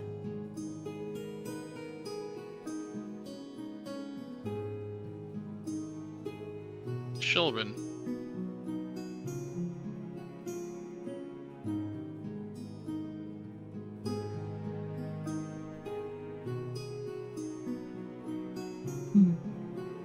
Children of the Amberglaive. Does that name ring a bell for Ateris at all, from the stories she's been told? Make a history check.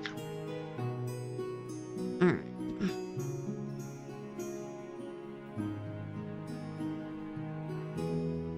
That is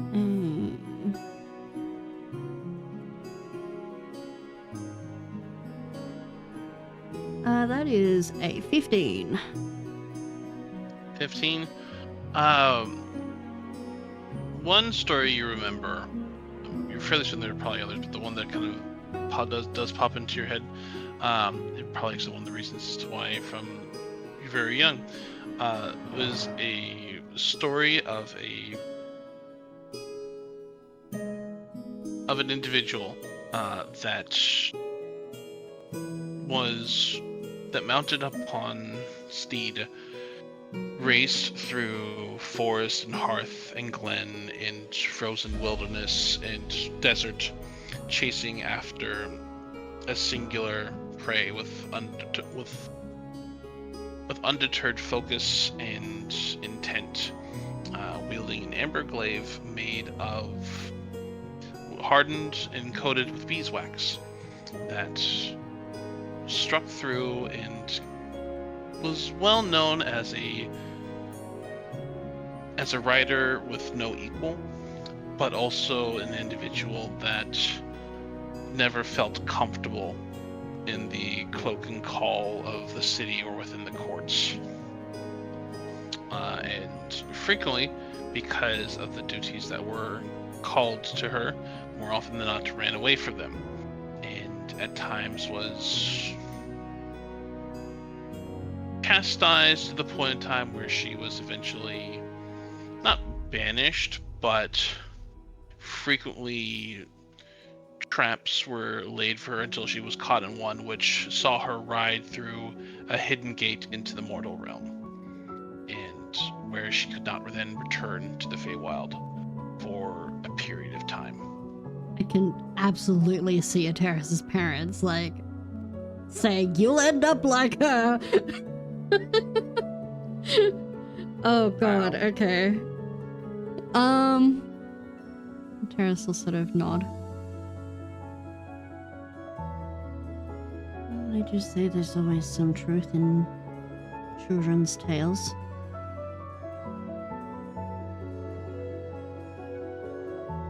I put her name in archives. Thank you.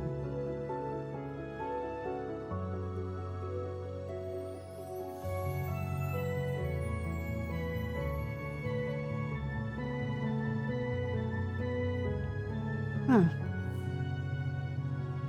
And I suppose that is the source of your friend's suspicion towards me, and she will look around for that stern individual.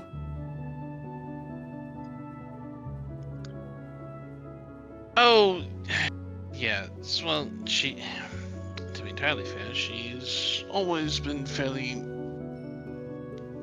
jealous, but of those newcomers that come in, but warms up to them eventually. And she has certainly been with me for a long period of time, and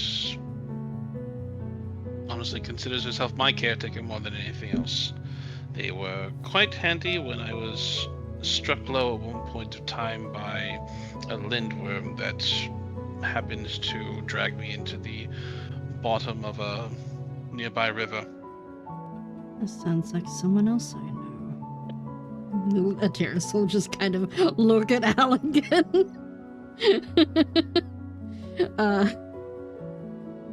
It seems we both have caretakers then. Right. Yep, the Yes. panic has been rising in me since the beginning of this, and it has only gotten worse. They are surprisingly crafty creatures, but their hides make for excellent gear.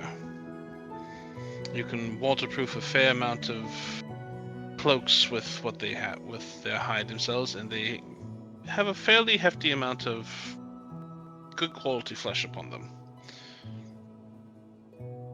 There's also even points of times where where more than a few of them managed to swallow sapphires and emeralds, and the interior of their guts are swollen with them.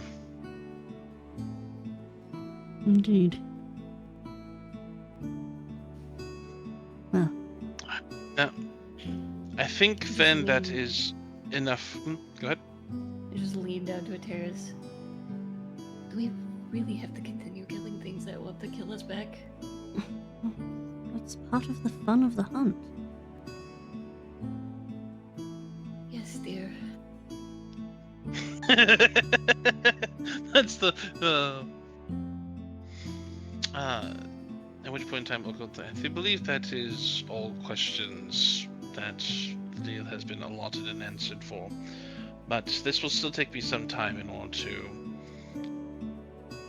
recreate and modify. Rest, get your things together, and I shall see about ensuring that you are well supplied and packed for your travels ahead. I should have this complete in a few hours.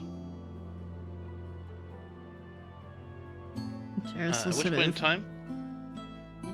Go ahead. No, I was about to go ahead. That was because I was going to move into the next scene.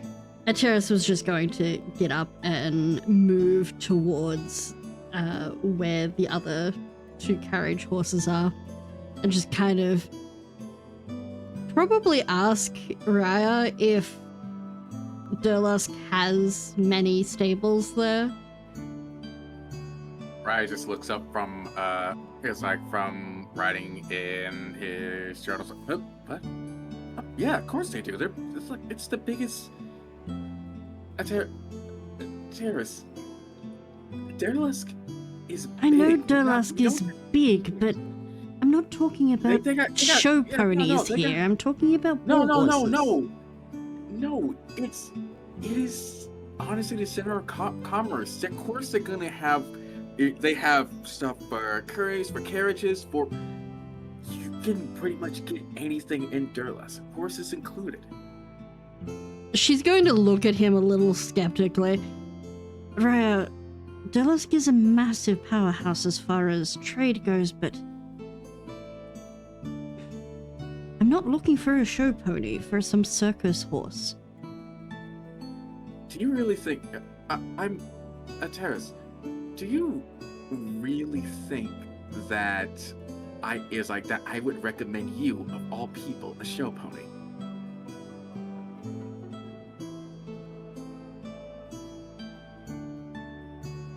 She looks at you for a moment. I don't think you are recommending me a show pony, but it would not put it... others would try. It would not put it past me for the amount of people that have been sold... show ponies. If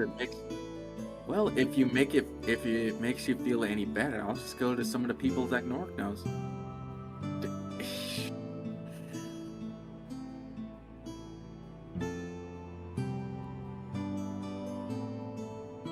She'll like keep patting the other two horses. Sometimes I miss Eltera. That's...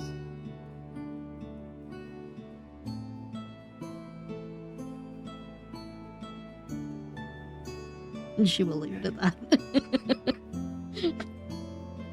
You really do not trust. You really do not trust this. It's so funny. She is so picky about horses, and she is mourning.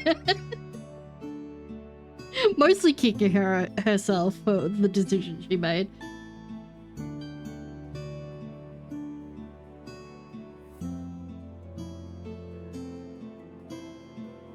All right. Then with that, if there's anything you would all wish to do, because you spent a couple hours traveling there. You had the gnome encounter. You had the fight with the hags. You had spent probably about 30, 40 minutes or so looting the hags out, plus then another couple hours back. So it's probably like mid-afternoon at this point in time, but it's already been a fairly busy day. So, if you don't like, you can always go ahead and take a long rest if you so want, or you can take a short rest and you can leave this evening then. I think a long rest would be good. Yeah, I think long rest is better. Yeah. How much reading can I get done without impacting my long rest? If you all want to take a fairly long rest, because this is right now, it's late afternoon, so you can theoretically take an extended long rest for 12 hours, and probably, which for you, Terrace, would allow you to get 6 hours reading in, and then have a full long rest. Which then at that point in time you could all then wake up, get up the next day and be pretty much fresh, ready, and set to go on the morning. I would like that so I can get some more reading in this book of leadership. Okay.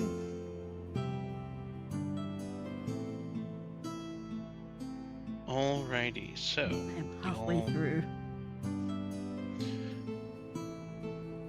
Alright, so... Now, how long have you started reading this? Do you start reading this once you left Emrys, or... was it about partway through? I've got 24 hours worth of reading marked down. Right, but when did you start reading it? Right, but when did you start reading? I would have started pretty much from... yeah, I started when we left. Okay, so you have a couple... So that's So you have, then let me double check. So I needed 48 hours worth of reading. Right, you needed 48 hours over 6 days or fewer. So you're coming up on like day 4. So you have basically you have 72 hours to read for 24 more hours. That is okay. How many more days of travel have we got till Derlas? Until Derelisk, a fair number. Your group is. She's absolutely going to like mention that she wants one of the other two to take the reins for the next 2 days. So you will have basically Right, like do that. just left out Emrys like 2 days ago. This is like the end of day 3 into start of day 4. Yeah. You still have, by way of, yeah, if you're going, so are you going up towards Blotar or are you going to Bildargan? Let's see the map. That's a good question. I thought we were going Blotargan? towards Blotar, which was why we went up this way instead of Obel. Yeah, that was my understanding as well. Okay, so you're going up towards Blodar, and then towards Bildargan. Okay, so then at that point in time, you would basically, so the Blodar you have, it's 60 miles, which is basically 2 days worth of travel. And then from there, from Lothar, if you're then traveling around the edge of the forest, let's say then you're going from there to Cernt, which is 100 miles. And then from Cernt up to Derlask is 120. So you have, let's see, it's 2, and then you're talking about 24 miles a day. 2 a week, 2, 5, and then 6. Yeah, so you're about 2 weeks from Derlusk. Easy. Yeah, Ateris will just Or get a the little more others- than one 10 day, like 12 days, yeah. Yeah. Ateris will just get the others to drive the carriage while she reads for the next 2 Okay. days. You can do that. All right. So then, at that point in time, as you all take your rest, could I have all? Could I have? Let's see. Can I have one of you go ahead and make a D20 roll for me, please? You know what? I made a roll. Midge made a roll. Holy shit! My Cole, it's your turn. We've got a 17.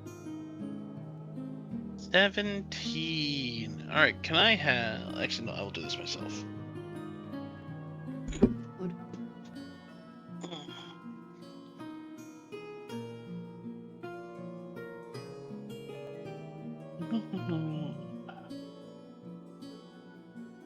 Ah, it is a terrace. Hi. Hi. For Terrace, the night sleep is uneasy. As you're dreaming, visions and images come and go, and faintly, very faintly at the edge of your hearing, there's the faint rasp of scale rubbing over scale, and the grinding of bone and claw on stone.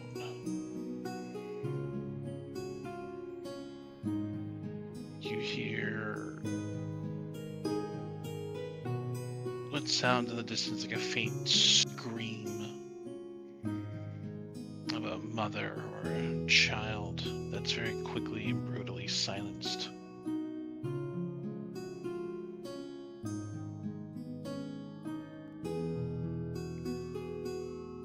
what naughty things you are playing around in what you don't know.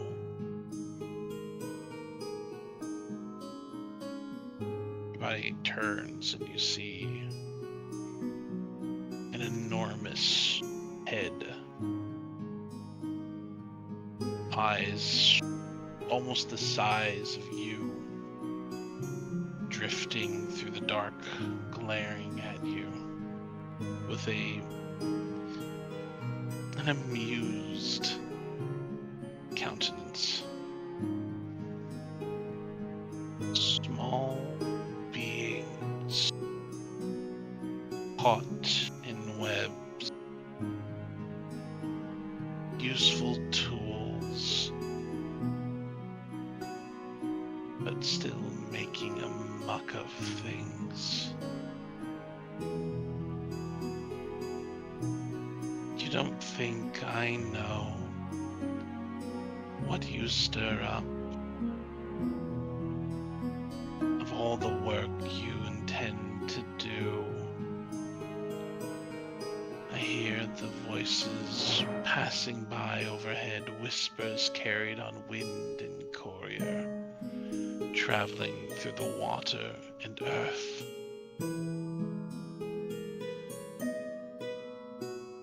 There's a shifting of fog, and you see this head in front of you of a familiar head of a Dracolich looking down at you. Eyes, this brilliant teal green flames licking out from the eye sockets. 6 horns curled up behind its head. First one set in a small crown, the second almost keeling up and crossing over themselves to twist together and up. And the last, those enormous, twisted, curling horns of a death's head serpent. The lower jaw opens, and this faint bluish teal acid almost seems to drip out from its mouth, catching on the floor and fizzing for a moment before bursting into caustic flame.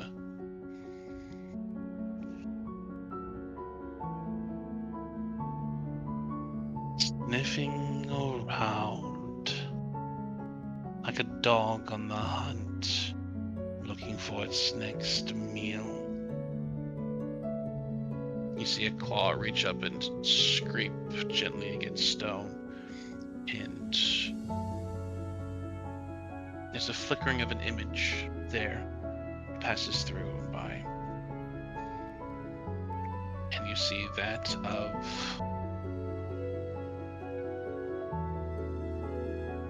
the Academy of Yelash. People and students walking in and out of it, laughing, smiling. The image flickers, and you see towers engulf in flame, broken and falling to ruin, bodies lying all around it. Darkened sky from the smoke that dwells up from it, and the shifting, shambling corpses of individual professors that you've known, tearing at the bodies of the dead with hungry jaws. The image flickers again, and it shows Allegan's family. That of his younger sister, thrown into the fiery forge of her own workshop. The lid slams closed as she burns alive. You see his mother, draped and strung up with her own yarn from the high rafters of the warehouse that she has known and worked to build. appears and shifts again. And you see a young, very skilled dancing rat folk, twisting and turning into the air. She leaps up around, practicing with a bow towards an audience, to an imaginary audience, before muttering to herself and going through the routine again. And it shifts and changes to show her lying in a pool of blood, ripped in half. Slowly, blood just spilling onto the stony floor.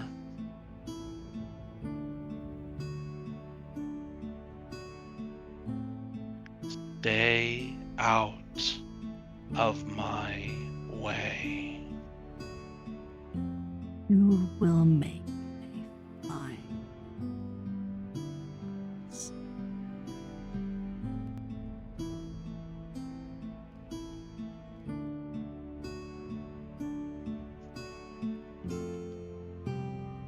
You choose to be a hunted soul, then. Nothing new. Fine. Fine. Then let's play games. And you see the wash of flames grow more intense as that caustic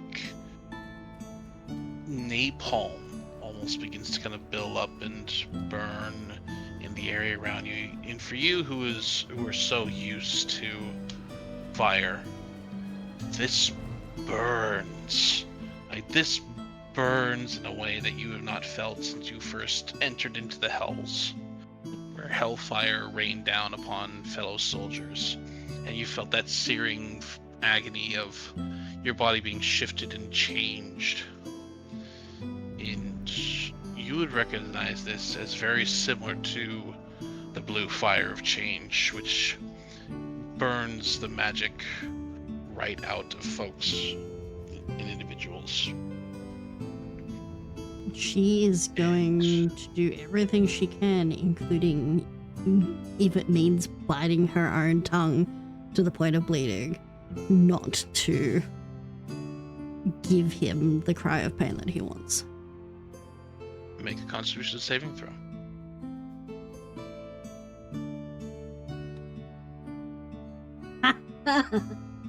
Okay, that is a 22. I rolled it at 20.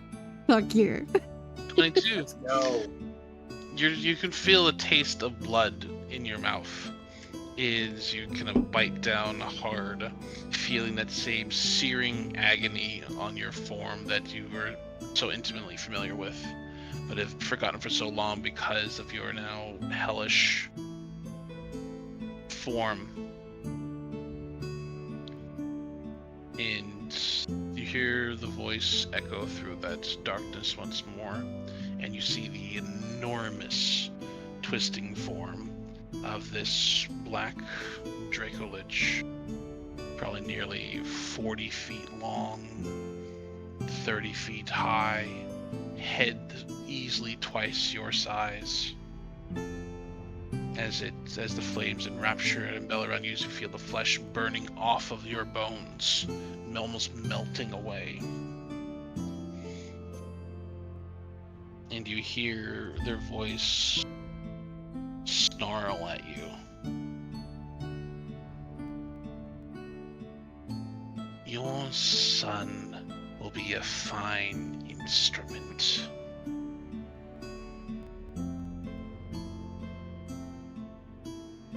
I hope you live long to see him kill you. I look forward to taking your head. She will spit the blood towards him. It burns and crisps and evaporates in the air as the flames rise higher, and the echoing roar calls out, "You're always welcome to try." And the heat of flames wash over you and you sit bolt upright awake, blood spilling from your mouth as that same aching burn across your own skin. And you would hear outside what sounds like screams.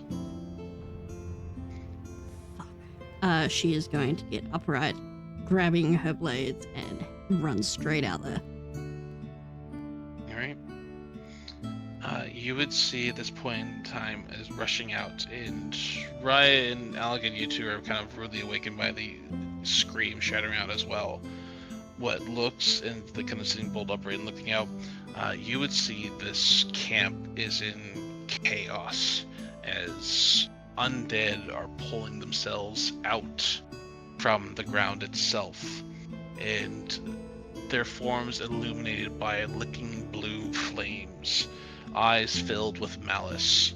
And already you see that there's been a pair of the troop that have already been cut down, blood spilling out onto the floor, and the blue flame licking over their skin and consuming them. And at this point in time,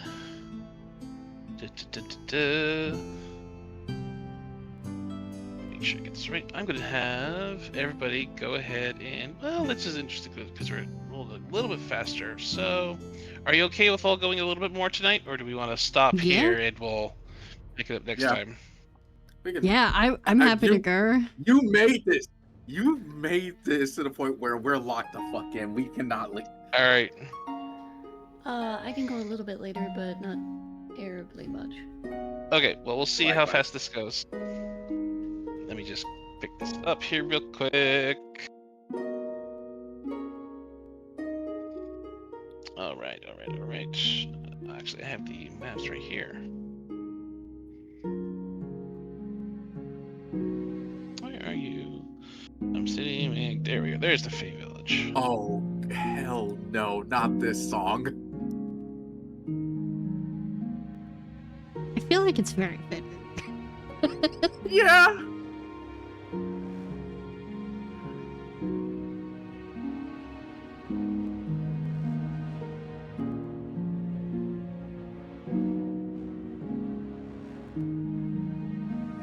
Yeah, I'll go with that one.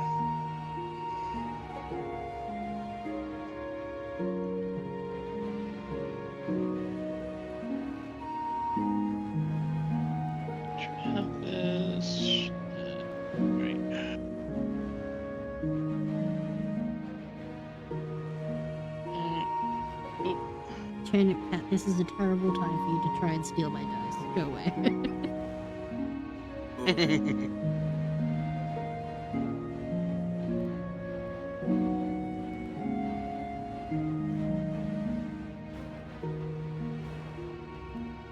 Coming.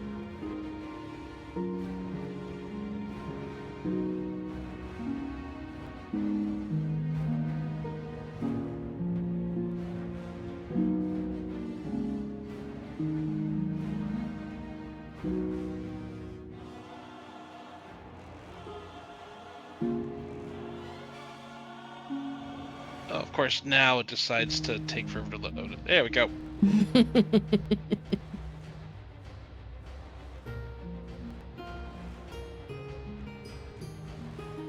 Always like. Tell me, was this always planned to end like this, or was this? I rolled bad. It was a possibility. It was if you'd rolled a 17 or higher on the d20. Oh. So it was not. It was a non-zero chance of possibility of happening. And a terrorist just caught it. And a terrorist is too fucking prideful to just shut up. Okay, grab everybody.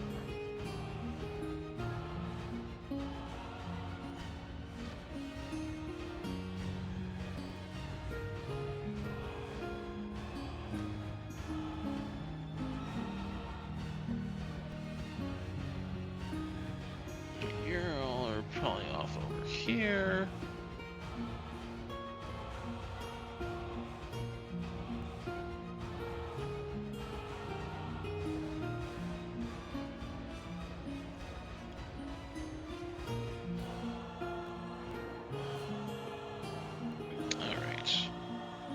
that. That's that. Oh, I need a Twitch view.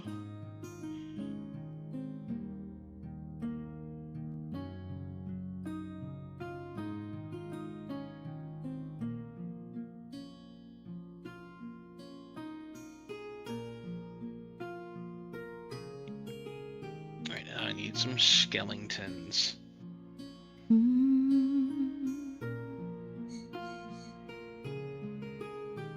Did you need us to roll initiative? Yes, I will go ahead and have you all go ahead and roll initiative now, please. Oh, this is what it does right here. All right.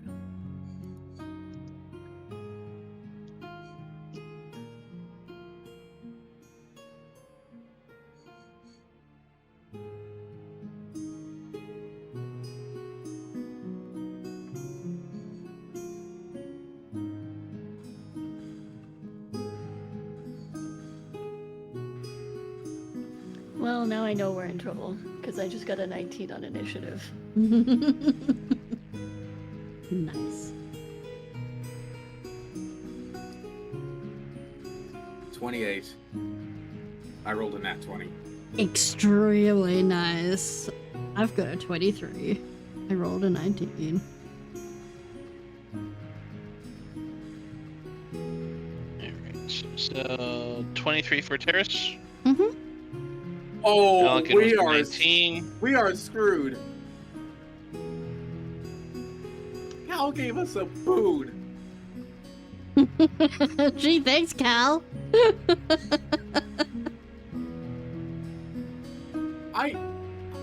If this isn't the consequences of my own actions. Yeah, you wish this into existence, dude.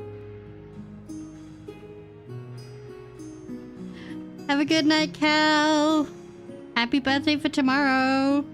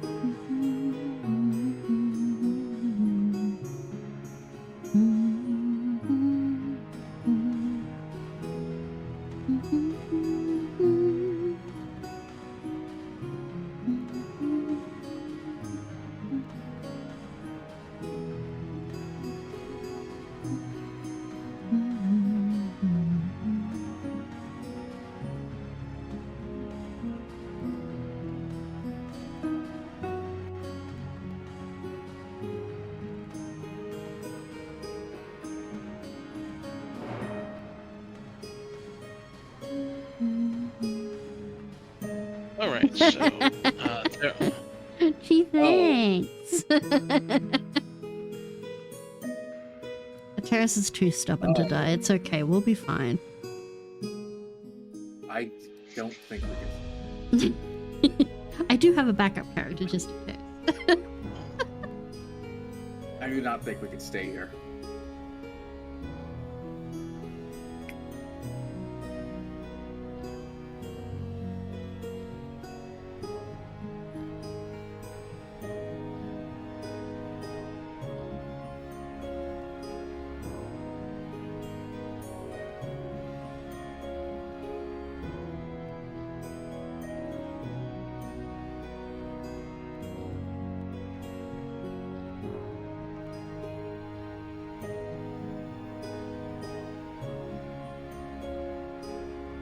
alright. And then the comers go there. Okay.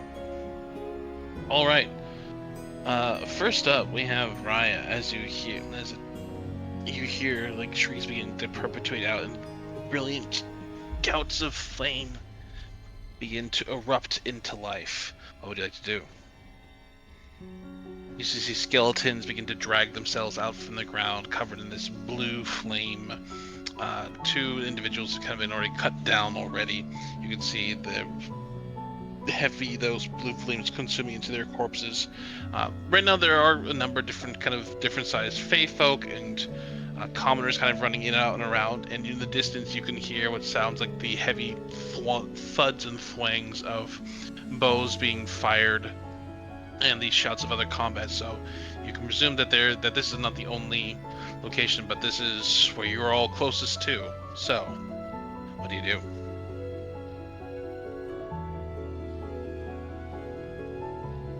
We're fighting these fuckers.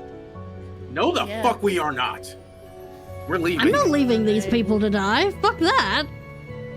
Yeah, Here's- what the fuck, Raya? There is okay. Here's the Here's the thing right there. How Raya sees it right there. It would be one thing if this is a small thing of undead that we have to do to. These are several undead covered in flames. That he has no idea what they are, but they don't look like good news. He has no idea where Akko is. He has no idea what is causing this. These are innocent quite- kids that were saved. A terrorist is not leaving.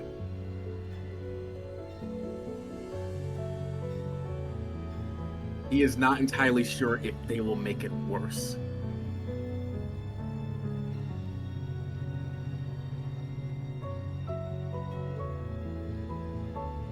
Y'all not gonna leave, are you?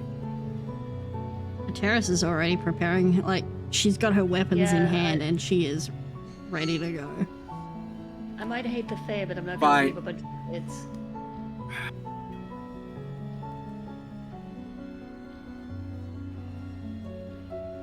Are there any skeletons that look particularly big? None that look particularly big. I will say that the ones with the more kind of reddish countenance look more armored and durable, while those with the more kind of like, while these ones look as if they are a little bit less durable, less armored, and similar.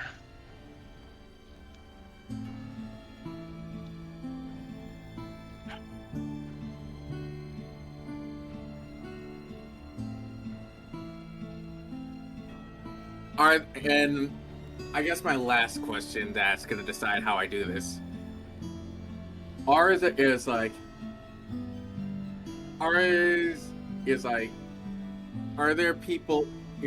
Fae folk in the middle of all this who are in between all of these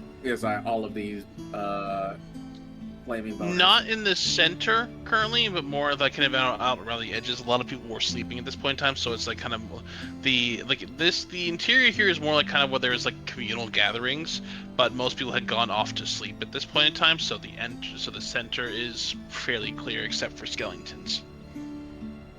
Okay.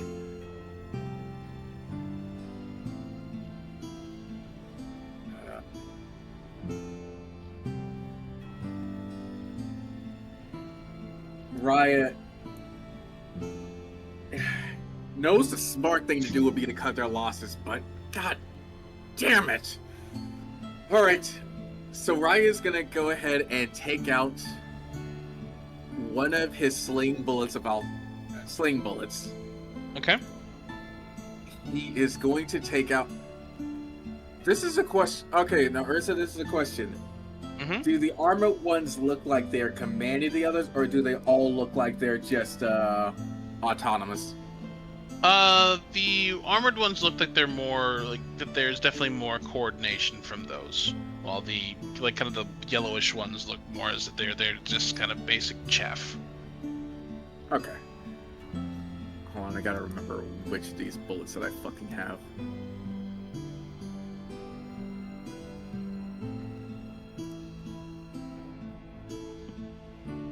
Okay.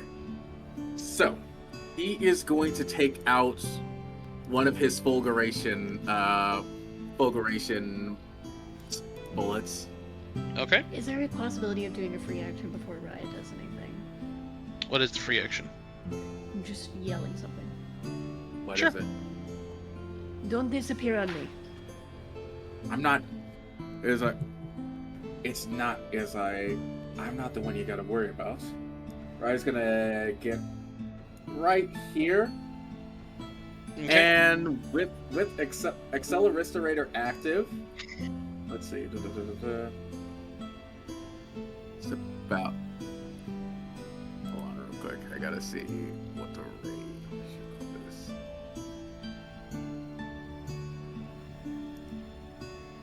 He is gonna go ahead and flick the fulguration bullet at this one right here. He's going to use, what is this? He's gonna use 3 charges for this. Okay. Roll a hit. Yep, roll to hit.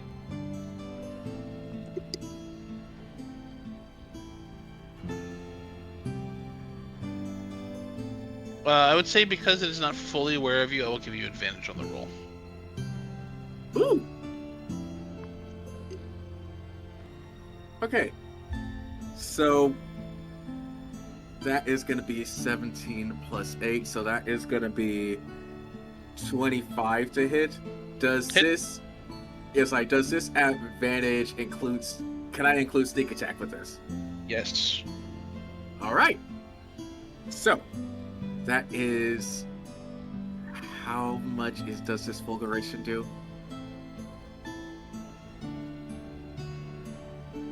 2d8 lightning damage.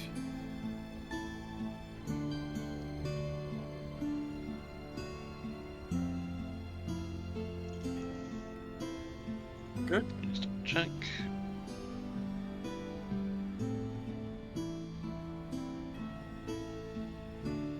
In all the targets within 10 feet of it. Okay, so yeah, so it does the sling damage, which is I believe 1d4, 1d6 plus your dex. You have a +2 to attack and damage with it.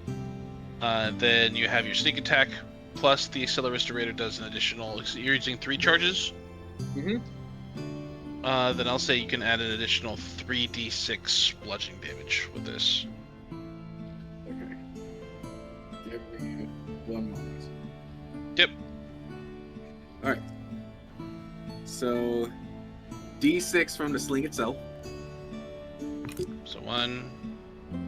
So that is gonna be. That is gonna be 7 bludgeoning damage. Okay. That is the Accelerator adds 3d6. Yeah, because you're using 3 charges. Okay.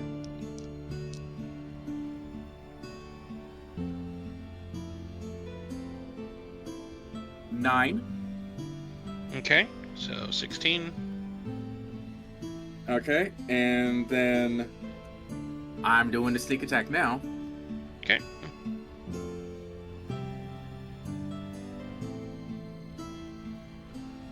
Ten sneak attack damage. Okay, so 26. And the lightning damage. Where the fuck am I? Here's a d8.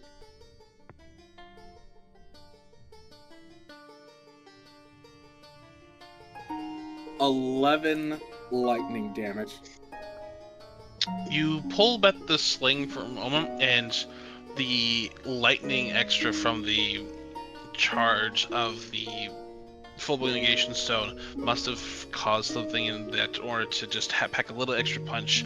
As you launch the sphere, it rockets towards the skeleton, and you see it punch a hole straight into the interior of it and explode, shattering the skull and sending up a cacophony of lightning and shattered bone to an area within 10 feet of it. So as it just detonates, you basically one-shot it. Which at that point I would say you would figure out that these skeletons are vulnerable to bludgeoning damage. Oh, he already knew that. He's getting out his. Right. He's already has his blunt short sword out. Right, and the con save. And the con save. Okay, so both of them make it so they take.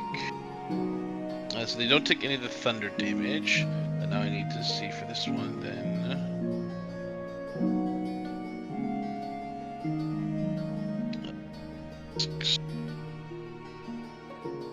Oh, don't forget to roll your poisons if you still Yeah. have them. Also, you would know that this skeleton here blows up in a 10-foot radius. So saying so that cacophony of lightning and fire just, which does then also catch this one for 8.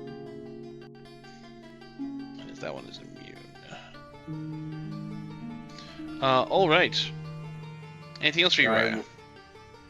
He would relay the information. He would relay the information of those weaknesses and have them do what they will. All right, Terrace, you're up. Also, Go ahead. Also, thunder damage might work just as well. Perfect. Neither of those things happen. She's going to whistle for Tannerel. To attack. He is going here. Does this count as a new day? Yes. Okay. He's going to blink.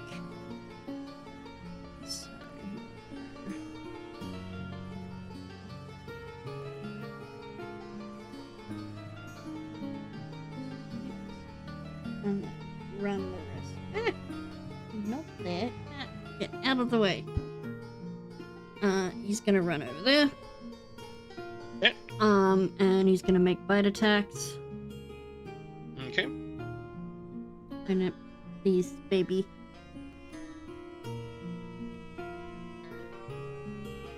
Okay. So that is a 16 and an 18. Both hit. Beautiful. Shut up. Please, baby girl. Move your butt.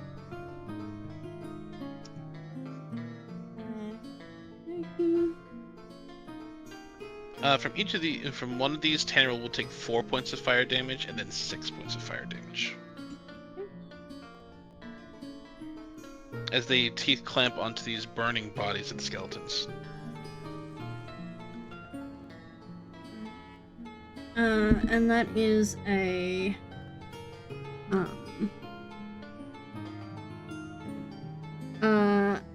10 and a 9 piercing damage as he bites. 10 and 9. On the same one or separate? Same one. He'll be going for Right. this one here. Alright. Which is enough in order to drop this one, and it does burst into an emanation of fire. Can I get a dex saving throw, please? From Tannerel. Yeah.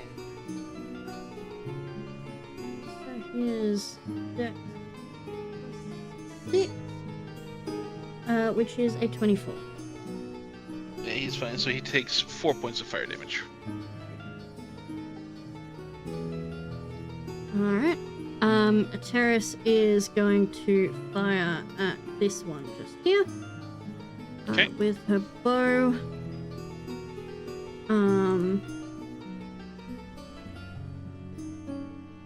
So she's going to.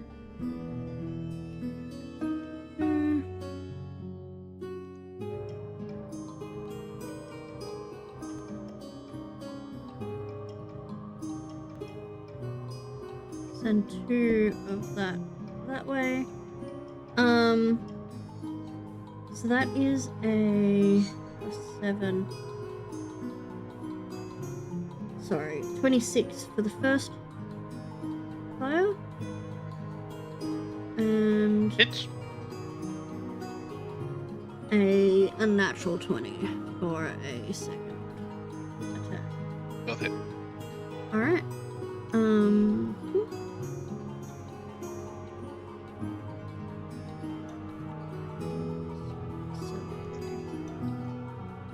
And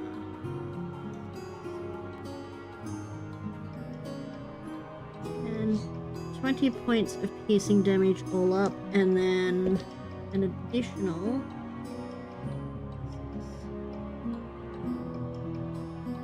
10 points of fire Well, it damage. is. Electrical Oh, damage, sorry. Right. So what was the first damage for the first hit? I should have asked. First damage for the first hit was a 10. Then plus the electrical. Plus the electrical which was a 5. Right. So the first blow would have taken out the skeleton. Okay, cool. She would have fired this one back here then. Okay.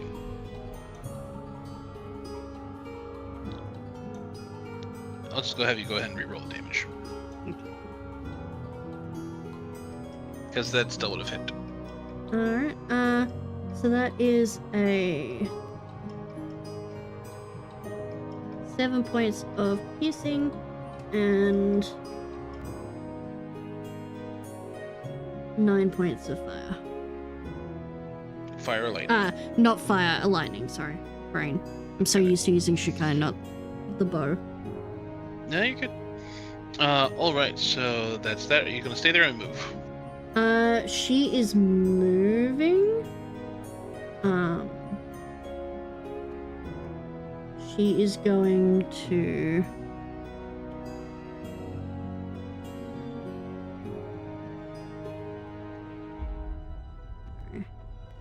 she's going to move down here, and she's marking that same one she just hit with a Maharaja's mark as a Alright. bonus action.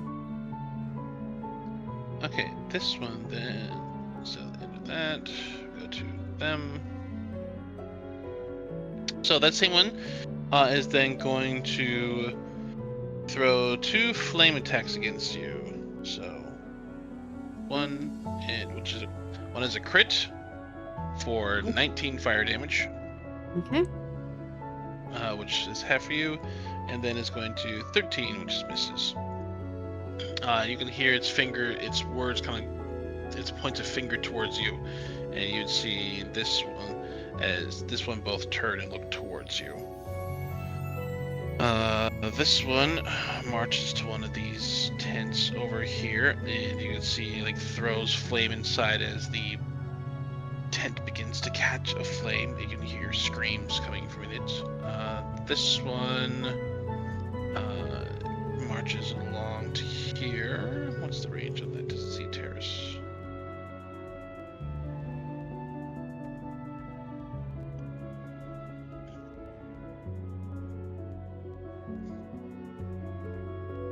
Oh, come on, you stupid. Thank you. And it's just in range, so it's going to make 2 flaming attacks against you.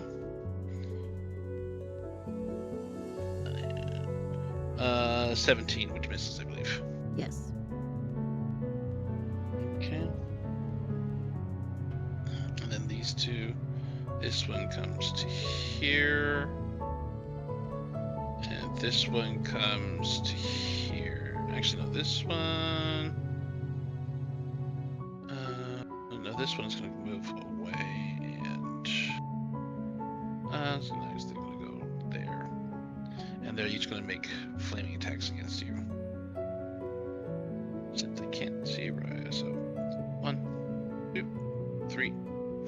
Wow, terrible rolls. Okay, that's them. Sucks, An initial silly count nerd. 20. You all hear a sharp, piercing whistle and a word in Sylvan, which Ateris and Raya, you both recognize as the word saying "water rise." Ooh. Go. And you see kind of pouring out from the small kind of pondish here what looks to be a lump.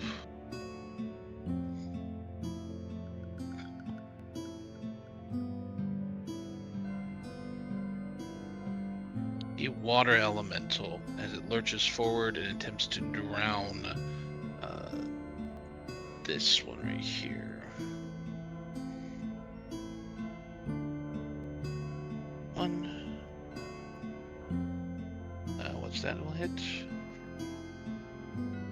The next one.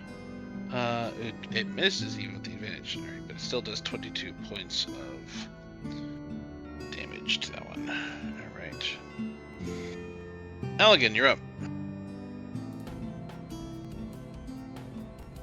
I'm gonna move next to Raya, put a hand on his shoulder, and point to a terrace. And in my hand, I'm just going to take a bit of what is it for this spell? If you're I think it's like a what? Licorice for the haste. Yeah. Take a little bit of licorice root, rub it between my fingers, and cast haste. Between All right. these two. Okay, so Terrace and both Raya are both hasted. hasted. Get fast. Fast as fuck, Mm, boy. yeah. All right, anything else, Elegant? That is all I can do. Yeah, Ateris Right. pissed off the Draco Lich more. Shadow skeletons. This one, their head. This one goes to here to attack that. These two. One goes to here. This one goes. Probably actually goes to so 5, 10, 15, 20, 25 goes to here. This one goes to there. This one goes to there and starts clawing. Goes to there. Starts clawing at the door. This one goes to there.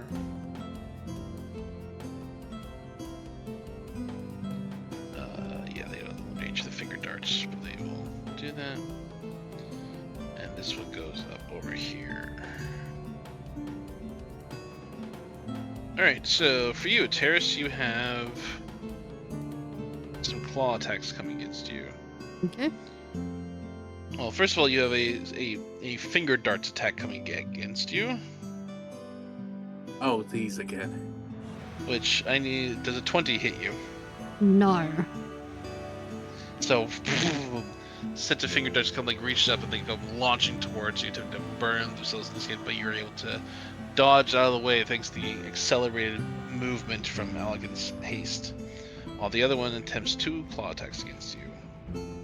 1 and 2. Does a no? It's not surrounded enough. That is a miss. All right, Elegant, you have a claw attack coming against you, Okie dokie. which is a 12, Doesn't hit. and then against Raya, which is a 23. That does hit. All right, Raya, you take 10 points of slashing damage as the claws rake into you. Oh. And then it's going to, that one's going to make 2 attacks against the water elemental, 1 and 2, which both hit, so 7 and 7. Okay, it's not okay, cool. So it takes 14, got it. The rest are doing that. Alright. Now the burning skeletons. Batmans. These ones go over here and actually, this one probably goes this way. 2, 3, 4, 5, 6, 7, 8, 9, 10, 11. Dashed there. And this will do. This probably go to here. And we'll throw fire at Tannerel. Oh, that's different. You've, which is 20 hit Tannerel for 3 Yes. points of fire damage. Alright, this one goes there. And then this one goes there. And this one goes. And we'll go to there. This one will go to here. here. These two are going up. This one's going there. These two are throwing fire at that building. This one's throwing fire at that building. Alright, so against Tannerell's taking a couple more attacks. So Tannerell's taking 3 attacks at advantage because he's being surrounded. Mm-hmm. So 22 for 3 piercing. Yep. A miss and a miss. Oh, it did not include the extra fire damage, so Tannerell takes an additional 6 points of fire damage. Okay. And then Ateris, you have 3 flame attacks coming against. No, 2 flame attacks coming against you. Okay. 1 and 2, both miss. Alrighty. That one against that. That one hits the water elemental for that. All right, Raya, you're up. Oh, actually, excuse me, Harmiet. Initiative count 0. You'll hear kind of a rallying cry, and you see a barrage of stones kind of be let out from the upper treetops and down the skeletons below. So let's see.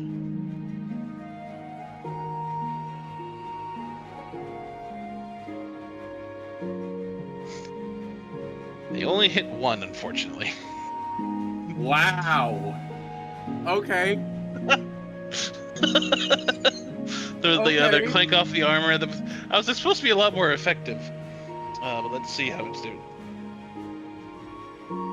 But this one does take 12 points of bludgeoning damage. The one right in front of Allegan, there's this hefty chunking stone that goes clunk.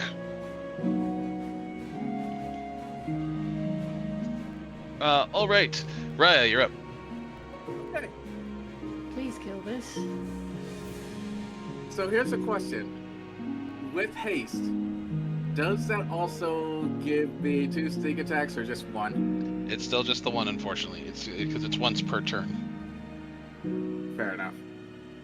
So Riot is just gonna go ahead and he's gonna go ahead and get right here.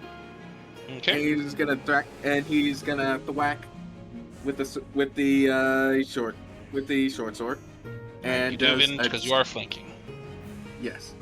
Oh right, advantage. Okay. Does 20 is like does Yes. a 22 hit? Yeah. All Let me right. put it this way. Most of these skeletons have an armor class of 12, 13, or 15. They're not necessarily difficult to hit. Okay. 11 bludgeoning damage. All right. Is it still standing? Is that also including the sneak attack? No. All right. It is indeed still standing. All right. Right. In the offhand, Raya's going to attack it with the Baleful Talon. Okay.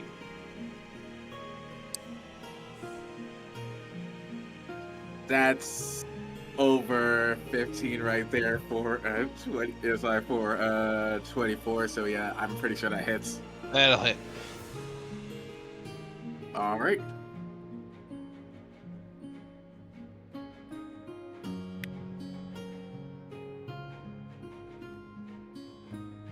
$10. 10. That is enough in order to do that one in. Let me just double check, make sure it doesn't explode.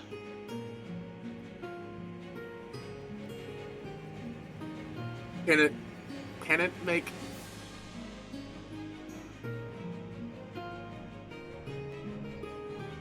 Would this be a thing where it makes that Constitution saving throw? It does not blow up, so you don't have to worry about it. Okay, cool.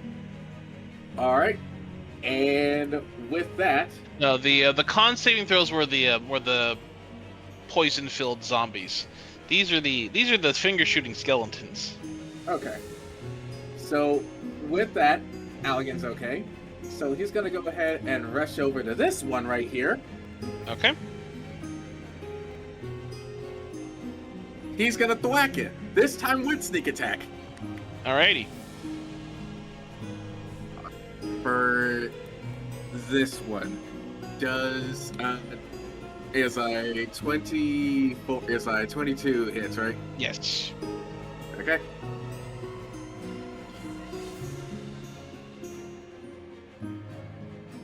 Three plus 5, so that is 8 bludgeoning damage.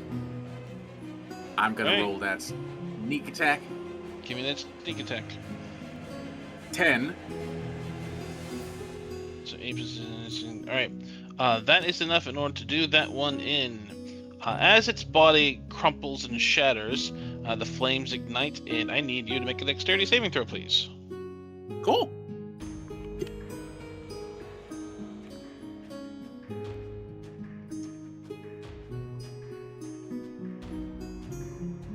Oh. 22. All right. So you take 11 fire damage. I take none. Oh, but it's right because it's evasion for you. That's right. So. Oh, that's so they save. So they make. So they take 5, and the water elemental. Failed. So the water elemental takes 11. All right. Anything else for you? Yeah. Going to step right is I gonna step right over its ashes and get this one right here. With Alrighty. yeah, because I'm not booming blading this time.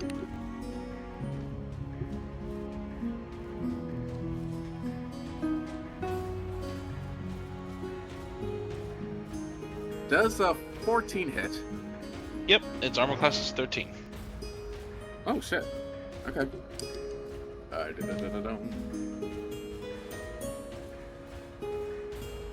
All right. 10 piercing damage. Piercing or bludgeoning? Are you using the blunt sword or the dagger? No, the baleful talon is the offhand one. Gotcha. And wait. Right, so what plus, you used against this one over here, you don't get a second bonus action. Oh, fuck! Right. I keep forgetting what haste does. Yeah, you're good. You're good. All right. Okay, so technically, no attack at that point. Okay, cool.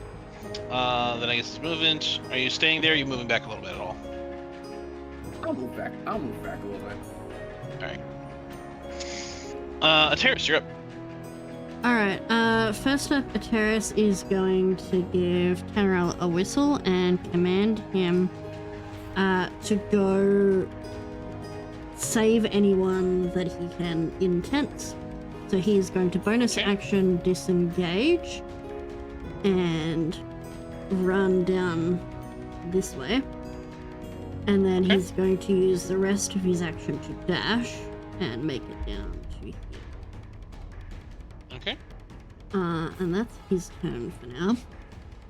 With her bonus action, with her haste action, she is going to use something she hasn't been able to do yet.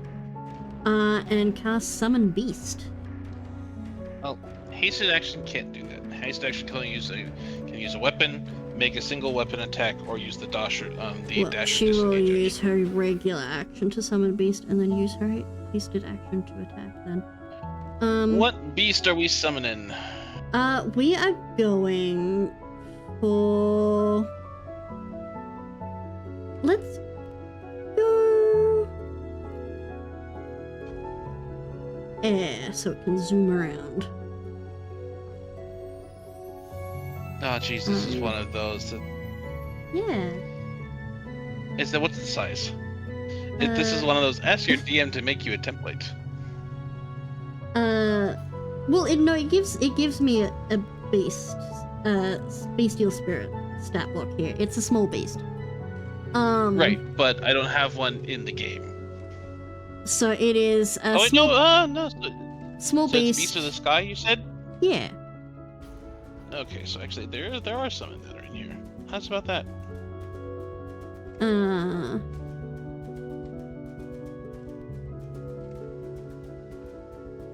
Yeah. Okay. Cool.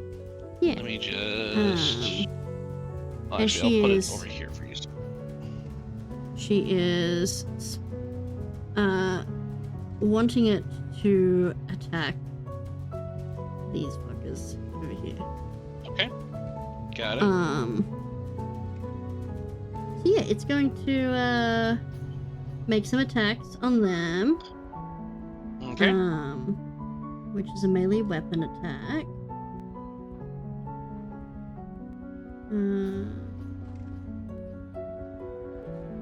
So it's got multi-attack. So the first one is a mod 20, Okay, hits. and the second one is a 17. Hits. And then the d8s plus 4. So that's a 5. And a 7. Slashing damage. Piercing damage, Okay. sorry. And then it's going, because it's got flyby, because it's a flying beast, it's going to fly just out of their reach. And takes no Okay. opportunity attacks. Yep. Got it. There you go. She is then going to slash out at this fucker that's just here. Okay. Shukai.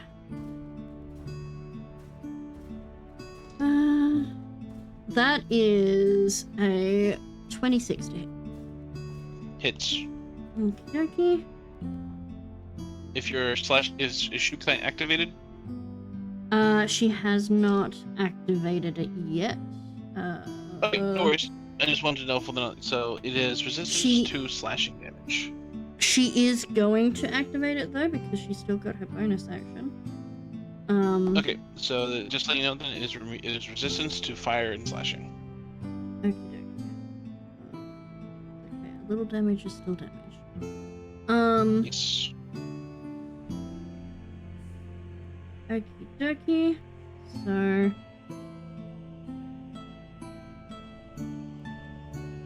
6 points of slashing and 7 points of fire, so half of that. Got it. So 6. Got it. Chop chop.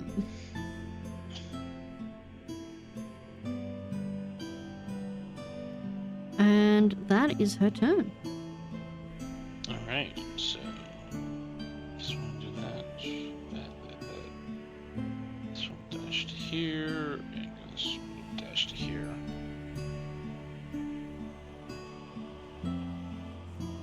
Said this one will go to here.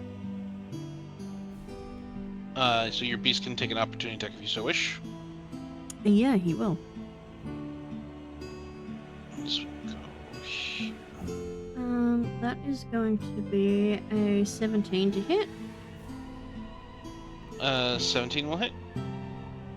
For 7 points of piercing damage. Okay. Does a 15 or a 17 hit Tanner roll?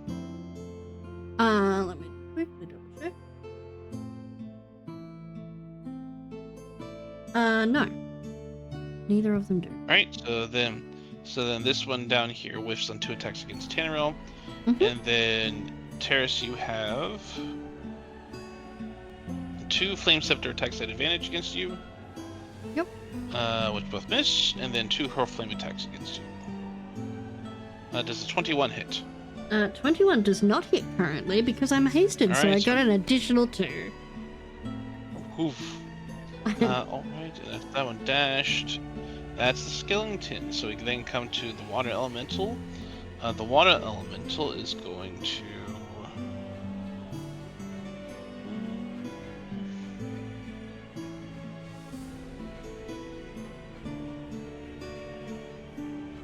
Yeah, the water elemental is going to go and whelm these two. Move into their space.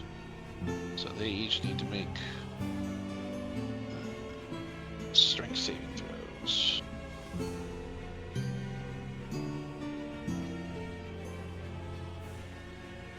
That's a fail. And that's a fail, so they each take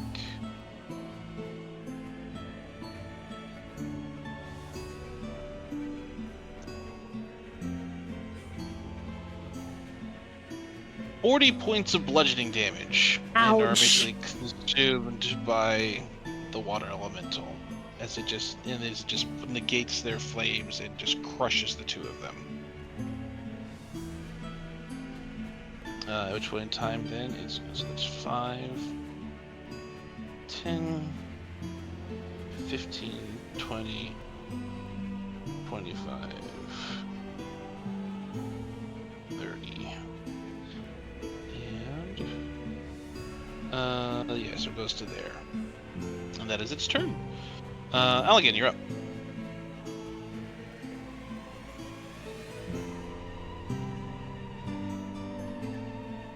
So what I want to do is, can I have a 10-foot circle? You can 10-foot radius or just 10-foot diameter? It's shatter is what I cast. Oh, shatter? Got it. Okay, so give me 1 second. So I'm assuming you would want to do something like... if I can hold on. get all these... Yeah, hold on a second. Moving. It's fine Yeah, if they 1 second. hit Sateris, because I've got a sculpt spell. Oh, okay, yeah, that's right, you have a sculpt spell, so I can do that. Oh, that's close enough. So... Meh? Get all that.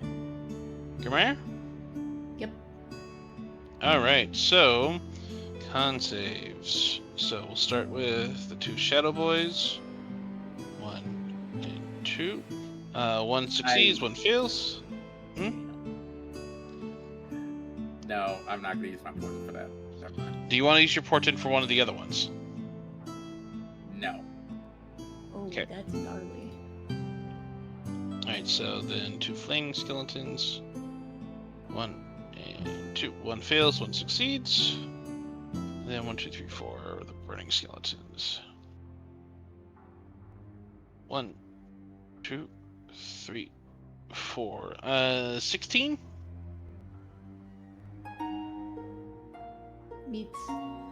Meets? Okay, so that one does succeed. Alright, so this one, and this one technically all succeed while the rest all fail. So what's the thunder damage? It's 27. Damn. What level are you casting it at? I'm just casting it at level 3. Damn. Let- Wait. I was nearly max damage. Yeah, that's like, oh. Let's go, Allegan. Let me check. This is 10-foot radius. It was an 8, a 7, a 7, and a 5. Well, it's 5 feet of it, so explodes. This one explodes, which doesn't. Terrace, deck save, please. Yep. That is a nat fucking 20. For a Alright, 28. so no, I know. This is a deck save from the death burst of the skeletons, not from your shatter. Oh, gotcha. So,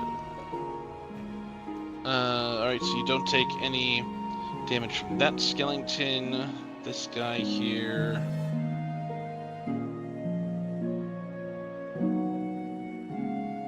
Does fail, so. He takes 7. Which is enough in order to kill him. Blown up by his own compatriot. This one takes the 27. You take the 13. I need a escape for you. He takes he takes 11. Brutal. And this one takes the 13. Ow! Okay, anything else, Elegant?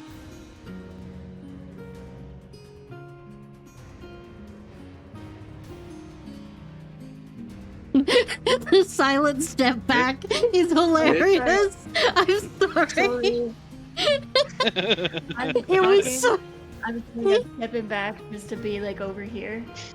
It was the silent, slow step back for me. That was so funny.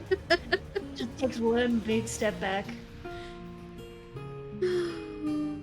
All right. I mean the shadow skeletons. This one then here's gonna go 1, 2, 3, 4, 5, 8, 9, 10, 11, 12.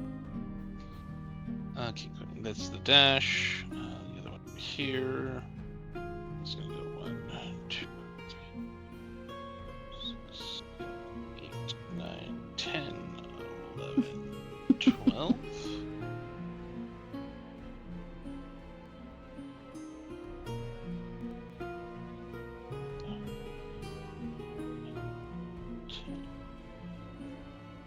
Eleven, 12. Just double check. Yeah, 30 feet. Okay, that's fine. That's the. So then this one is actually the only one that gets attacked, because this one continues its attack against the building.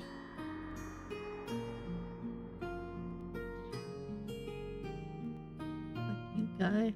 All right, so against you, Terrace, we have 1 claw and 2 claw. 23 to hit. 23 hits. Congratulations. All right, you take 11 slashing damage. Okay, I need to roll con save for my concentration. Yes. I will also point out for you, Malgin, that the thunder damage, while destructive, did not seem to like it overly affected them more than normal. Yeah, I don't have anything bludgeoning based. Catapult. Okay, I succeed. I got a 16. All right. Anything for your reaction, or are you good? My reaction, I'm going to... I'm gonna just leave it, because Hellish Rebuke isn't really gonna do much. 6. This one goes here. This one comes in. This one goes to here. This one walks over to the Patriots' bodies. And this one goes to here. Go to here and throw flames at Raya. Yes. I know that these are undead. I can assume that they are, like, immune or resistant to necrotic. Can't I? Some undead are, some undead aren't. Okay. You get the feeling that the shadowy ones probably are. The flamey ones, maybe not. But you have a claw attack and a flame attack coming against you. Okay. Okay, a short sword attack, which is a miss, and a hurl flame, which is a miss. All right, Raya, you have a hurl flame attack coming against you. 22 to hit. You take 6 fire damage. I gotta figure out how to raise my AC. I need to get you some, like, mithril armor or something. Something light that you can still wear.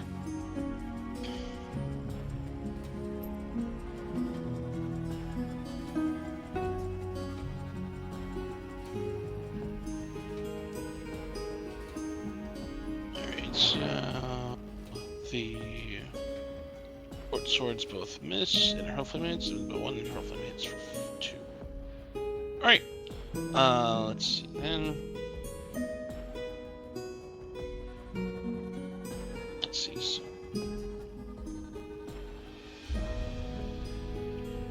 3.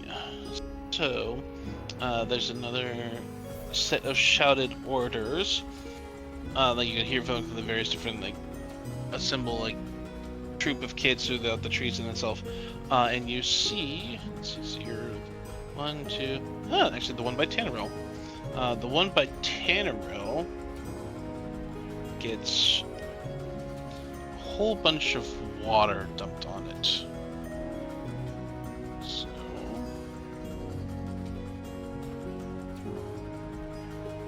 deck save, which it fails, so it takes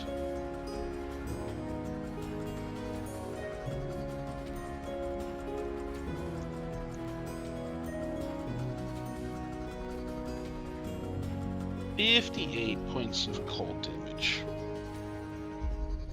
As water just extinguishes a whole bunch of flame from it. Alright, then we go to Raya. You're up. Person. I have a question. Yes. Okay, first off, sitting. Hello. First things first. Ryan can still technically use the Shape Water School that he has, right? Yes. If he dips his short sword in the water, could he use Shape Water to freeze water around his sword? I'll allow it. Cool.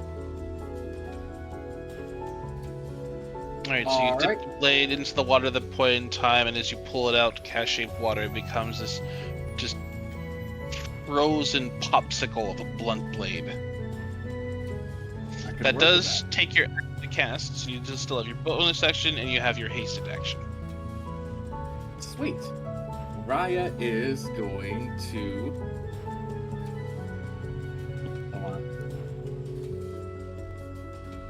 This one... Terrace has.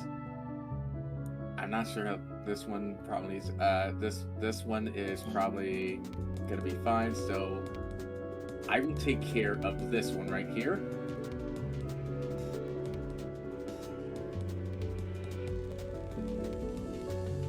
Raya is going to. If I attack this one, would I have sneak attack or not? No, because you have no ally adjacent to it. Oh wait, no, you're swashbuckler, yes? Okay. No, you would not, because it does have an ally within 5 feet of it. It would need to be on its own.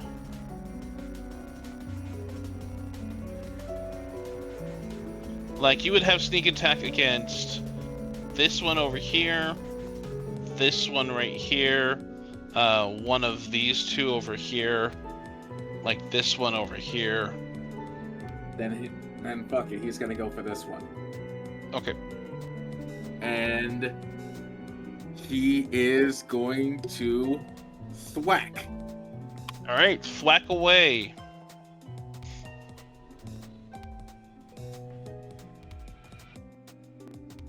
Ow. Does an 18 hit? Yes. All right. I will say, because of the shape water, you can deal an additional 1d6 cold damage. Yippee! There we go. All right. So that is 10 bludgeoning damage. 4 cold damage. So that's 14. Alright. And my sneak attack? If you so wish. 14. Oh, yeah, you are sneak attack again. 14. That is enough. As you plunge the blade through it, the ribs crack and the flames recoil away from the cold, and it explodes. I need Raya and Ateris to each make dexterity saving throws, please.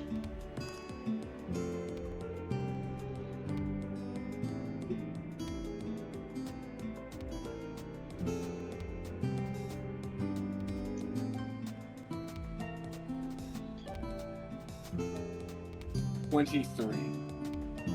23. Alright, you succeed, Ateris. I was muted. 24. 24. You succeed, but you will take half, which is 5 reduced to 2. And this one Another fails, so it save. takes 10. The summoned beast disappears. Pop. Sorry, friendo. Squeak.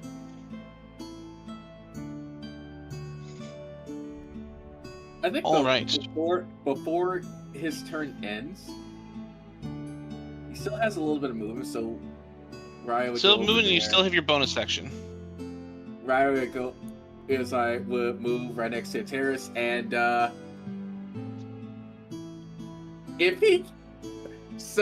if Raya gives a Terrace the rapier the rapier a certain death, would she use it?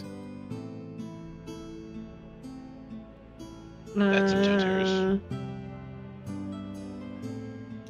Because it's a lot better than the slashing. Yeah. You would also know that slashing, piercing, both are not necessarily great against skeletons. Fuck. Alright, so damn, it's like so. Nope, there is nothing that he can do for right now. You can try to baleful talent the other shadow one. You know what? Right. It's like, fuck this guy in particular. I had enough of him. Alright. 19 hits, I'm sure. Yes. Where the hell's my D4? Okay.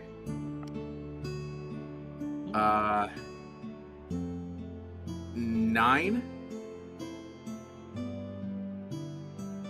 As I 9 damage? Yeah. 9 as I 9 damage. There we go. That is enough in order to call that one. Chunk.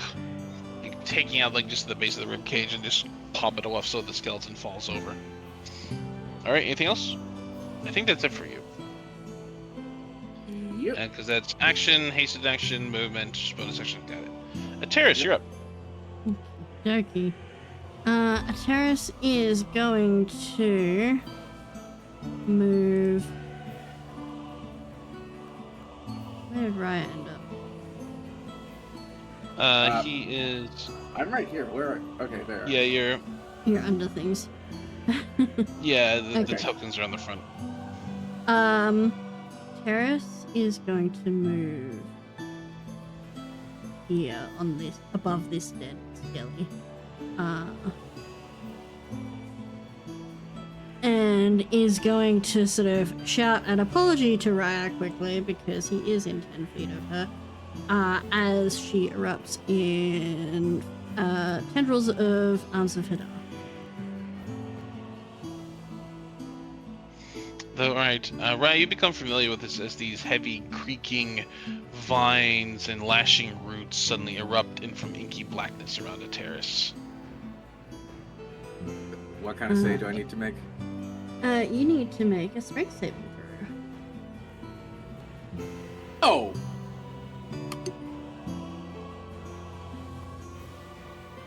Ten. All the skeletons nearby fail. Okay. Ooh, I rolled pretty good too.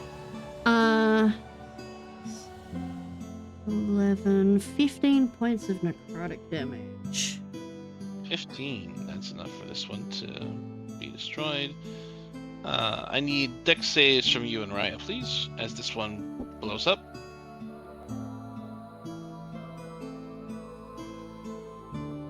That is a 16. Yeah, even with that advantage, that's still a 12. 12 is enough. What? Okay. As these are the lesser blowing up skeletons, they're not the bigger ones. So, you both avoid the fire damage that rolls out from that one. Okie dokie. She is going to use her bonus action to shadow lunge. Okay. As she then probably shouts out, "You've got this one here, right?" And is going to head. I should probably check how far I can go with that. 60 feet.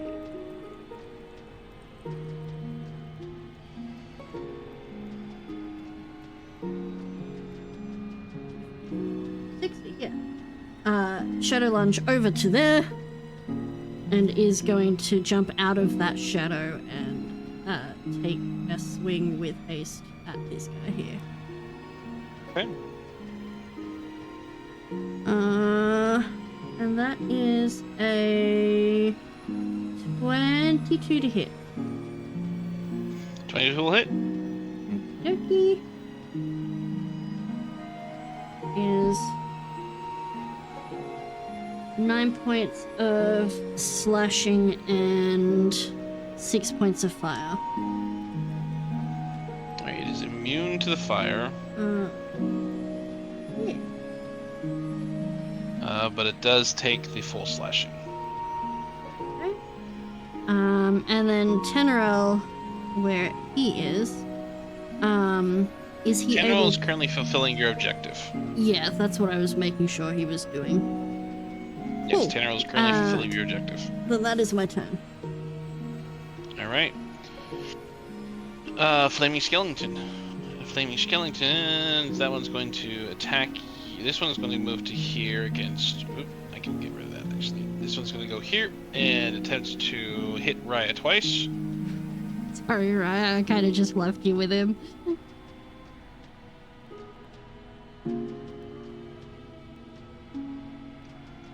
One and two.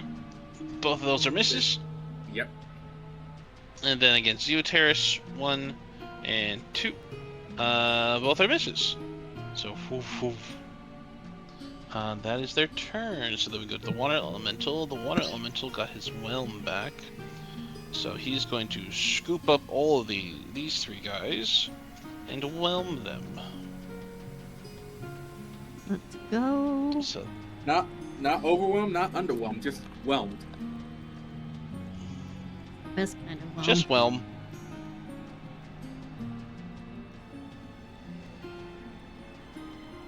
There's a flaming skeleton. One. Oh, they all fail. So they each take 30 points. Oh no, 36 points of bludgeoning damage.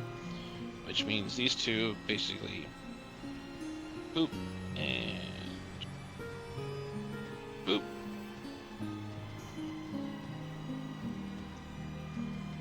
Elemental takes 7 from them basically blowing up.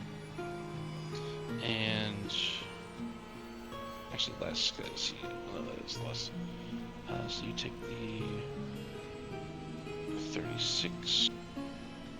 You're still in, but you succeed on your saving throw. You have advantage because you're. Yes and yes, so you take no damage from the explosions. So, but you're currently in the space with that one, so it's going to move then to here. And that's in that space. Elegant, you're up.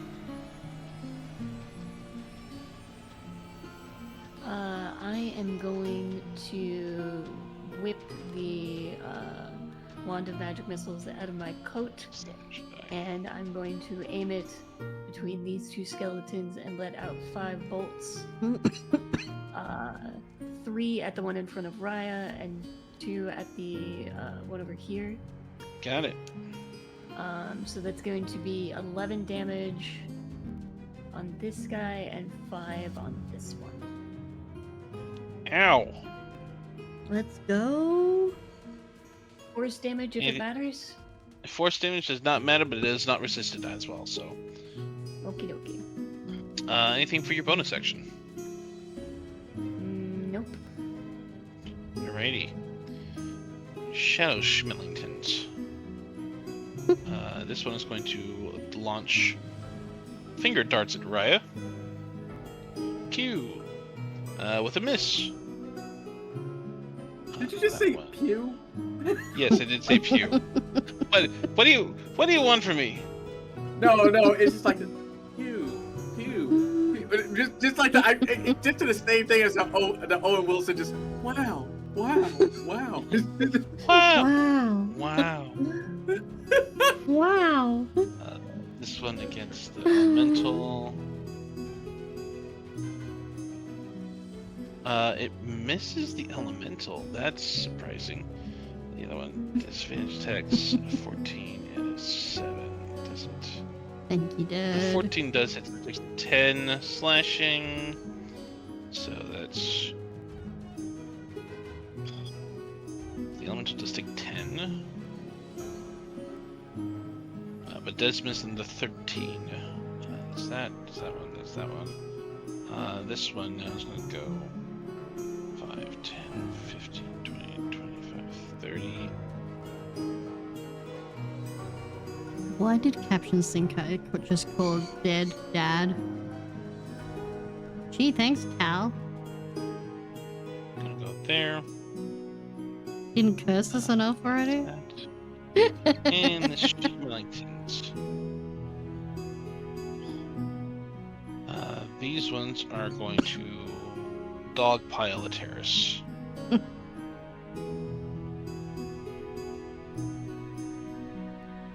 Bring it.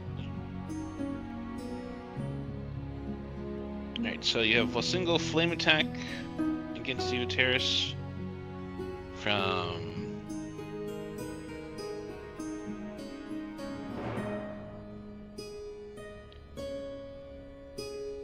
Q, which is a miss, and then 4 short sword attacks. 1, 2, 4. A 23 to hit. Hits. Alright, so you take 3 piercing and 2 fire. Okay. The other one is there, that's there, those are destroyed, that's one, that's it for them. Alright, let's see. 2.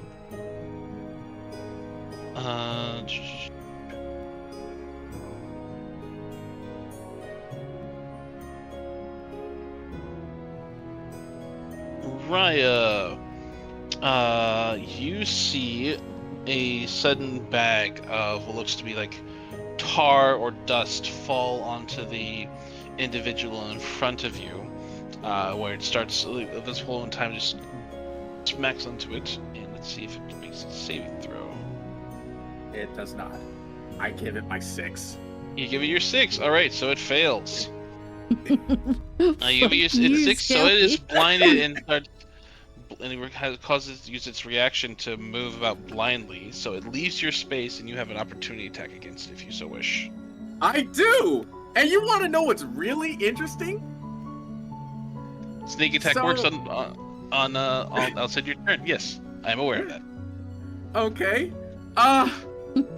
Let's go. So I rolled a 19, so That'll that hit. is a 27 to hit. So Yeah, that let's hits. Stop. Why did that roll? Okay. That is 1 plus, so that's 6 bludgeoning damage and 5 cold damage. All right, which And- causes it basically at the point in time to explode. It didn't necessarily have that much HP left, but as it basically turns and walks away from you, your blade whips out and just crunches into the back of it. Luckily, because of it stumbling away, its detonation goes off and does not singe against you. Let's go. That's them. So Raya, you're up. It is Alright. now your official turn. Question. Yes. Do I is like I was given my Luna Court mask back, right? Not yet. Fuck. All right. Let's see. How do I do this? Get back over there. I still need to figure out how I'm gonna move. Keep in mind, you do have double your movement speed currently because of haste. Oh, that much I'm aware of. It's just a matter of. Also be aware I'm I'm gonna probably get- going to Arms of Hadar again.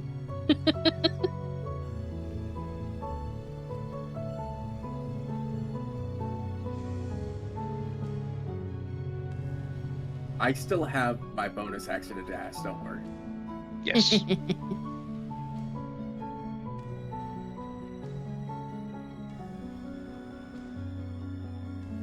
It's getting through here that's gonna be weird. There is also this one right here that is currently not engaged. And leaving them alone might make Allegan a tempting target. Oh, you can handle that, right? He's a powerful wizard, of course he can. What do you think? Cool. So you know what? Raya is actually going to do something a bit interesting. So he's gonna go ahead and get right here. Would you fucking move? Would you please move? Jesus. All right, and he is going to. Does he get advantage? Does he get advantage on this one?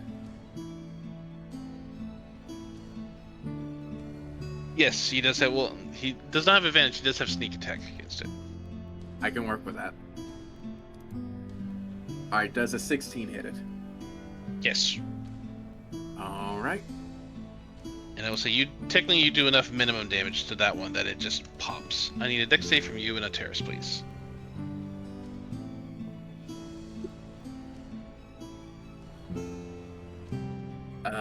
That is going to be 21.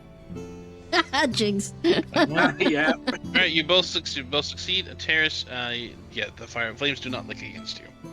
All right, so that is your action attack. You still have your hasted action and your bonus action.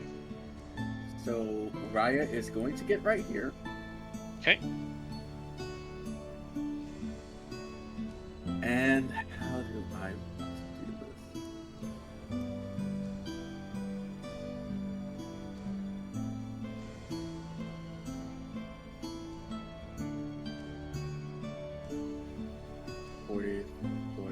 If you would like to, I will allow you to go ahead and make an acrobatics check to leap from place to place. Okay. All right. Cool. I am going to curse you, though. All right then.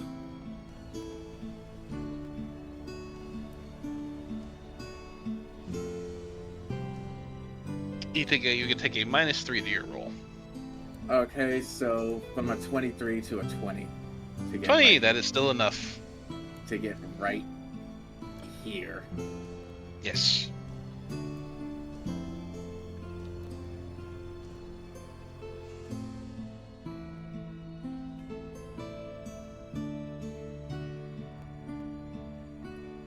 Raya is going to Raya's gonna attack again.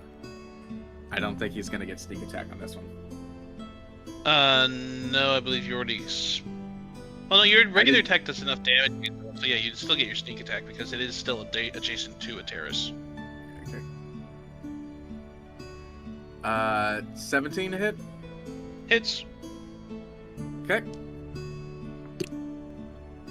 That is 9 bludgeoning, 1 cold. Okay.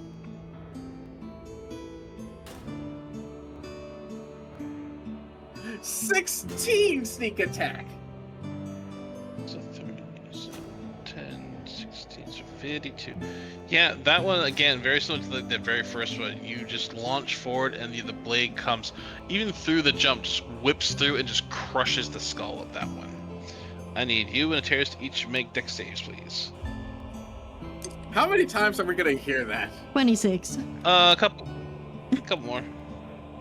That is gonna be a 19. A 19. All right. You both make it, but this one is a little bit more intense than the other one. So Terrace, you take 6 reduced to 3 fire damage. Easy. Anything else, Rat?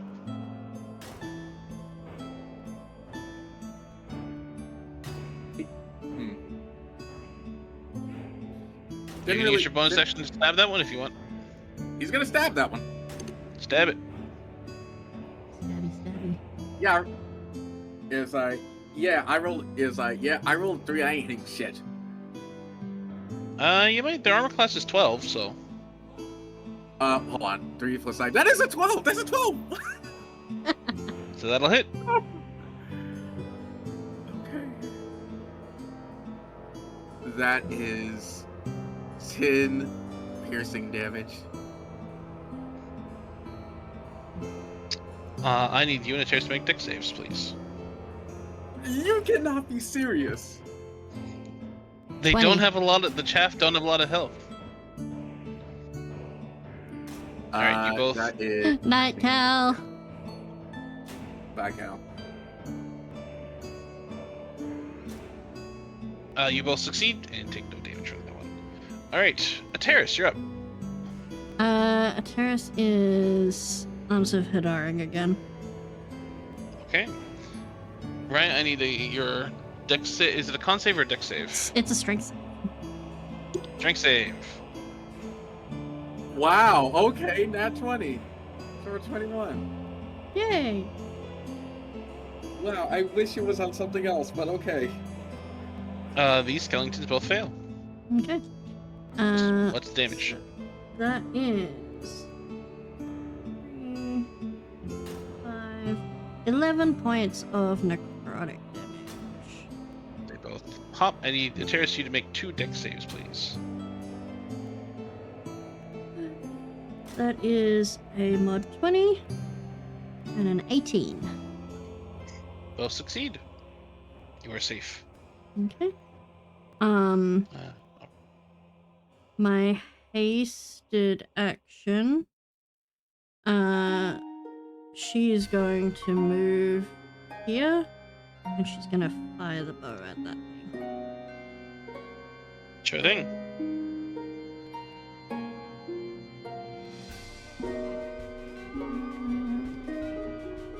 A 14. 14. 14 will hit. Ooh, okay. Surprising. They're not. okay. Yeah, 13 is their armor class. For those ones. So that is a 6 points of piercing damage and 5 points of electrical damage.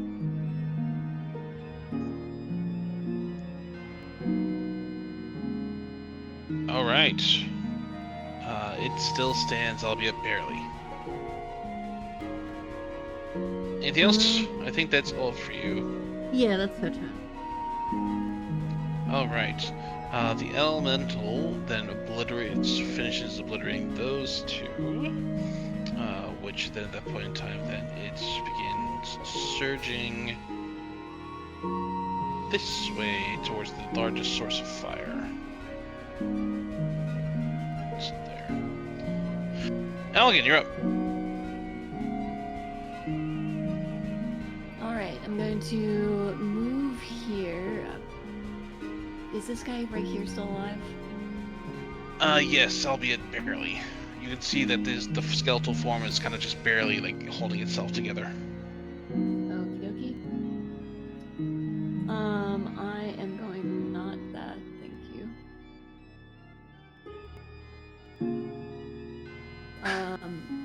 I'm going to use the last bit of my wand without going too close to the edge. I'm going to hit that guy twice. Okay. So, give me a second. Oh, we love to see it. Max damage 10. 10. This one just obliterates. Hell yeah. Let's go. And unfortunately, that is all I can do. So that's all 3 bolts? Or because you used 2 charges, or did you use 1 charge? I used 2 charges on him. So remember that. So that's 4 darts then. Keep in mind then. Because it casts a 2nd level magic missile spell.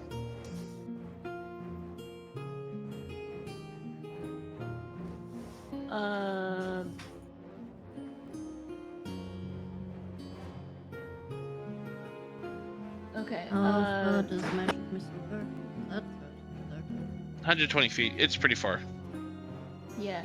I don't see that on mine, but I will trust you. And aim the rest at. Let's go with Fireboy. Okay. Roll some damage.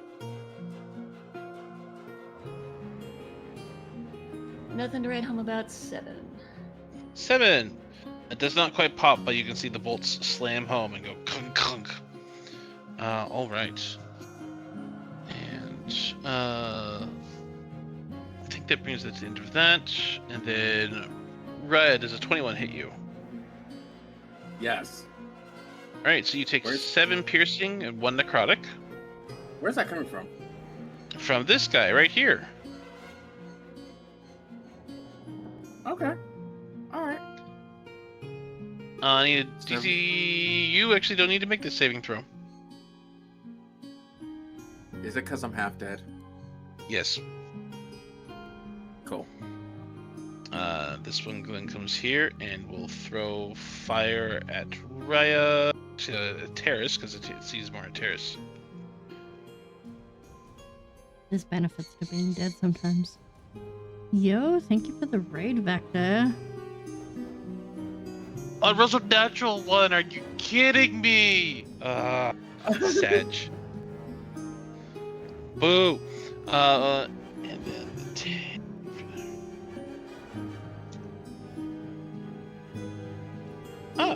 Let's see. Alright, so 6 rocks come flying out this time for those two, so.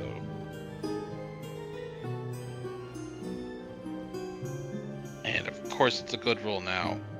So this one then gets crunched to death by rock, and this one takes a hefty chunk of damage. Can you take us home, Raya? Absolutely. dude. He's getting tired of this. So you know what?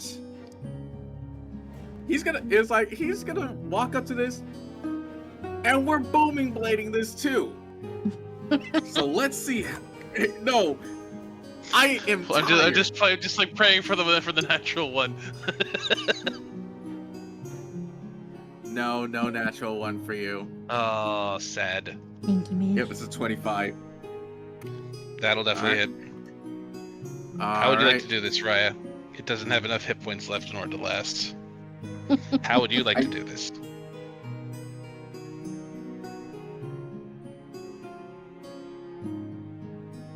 Bird's head like a puppet. Scott's hat. I think Raya has more than had enough of it. And he is like just running right at it. He very is like, if any of the people who taught him saw him this, they would reprimand him for it. But he winds up the short sword like a bat and just cracks it against the undead's jaw. And he would just keep bashing and bashing it until it turns to paste.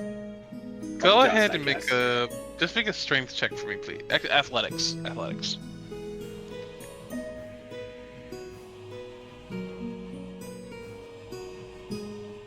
I'm sorry, I got trauma from that song right there. 15. 15. As you pull back the blade and just let a heavy crack into it, the skull and jaw both go pulled right off the top of it and goes flinging into the air.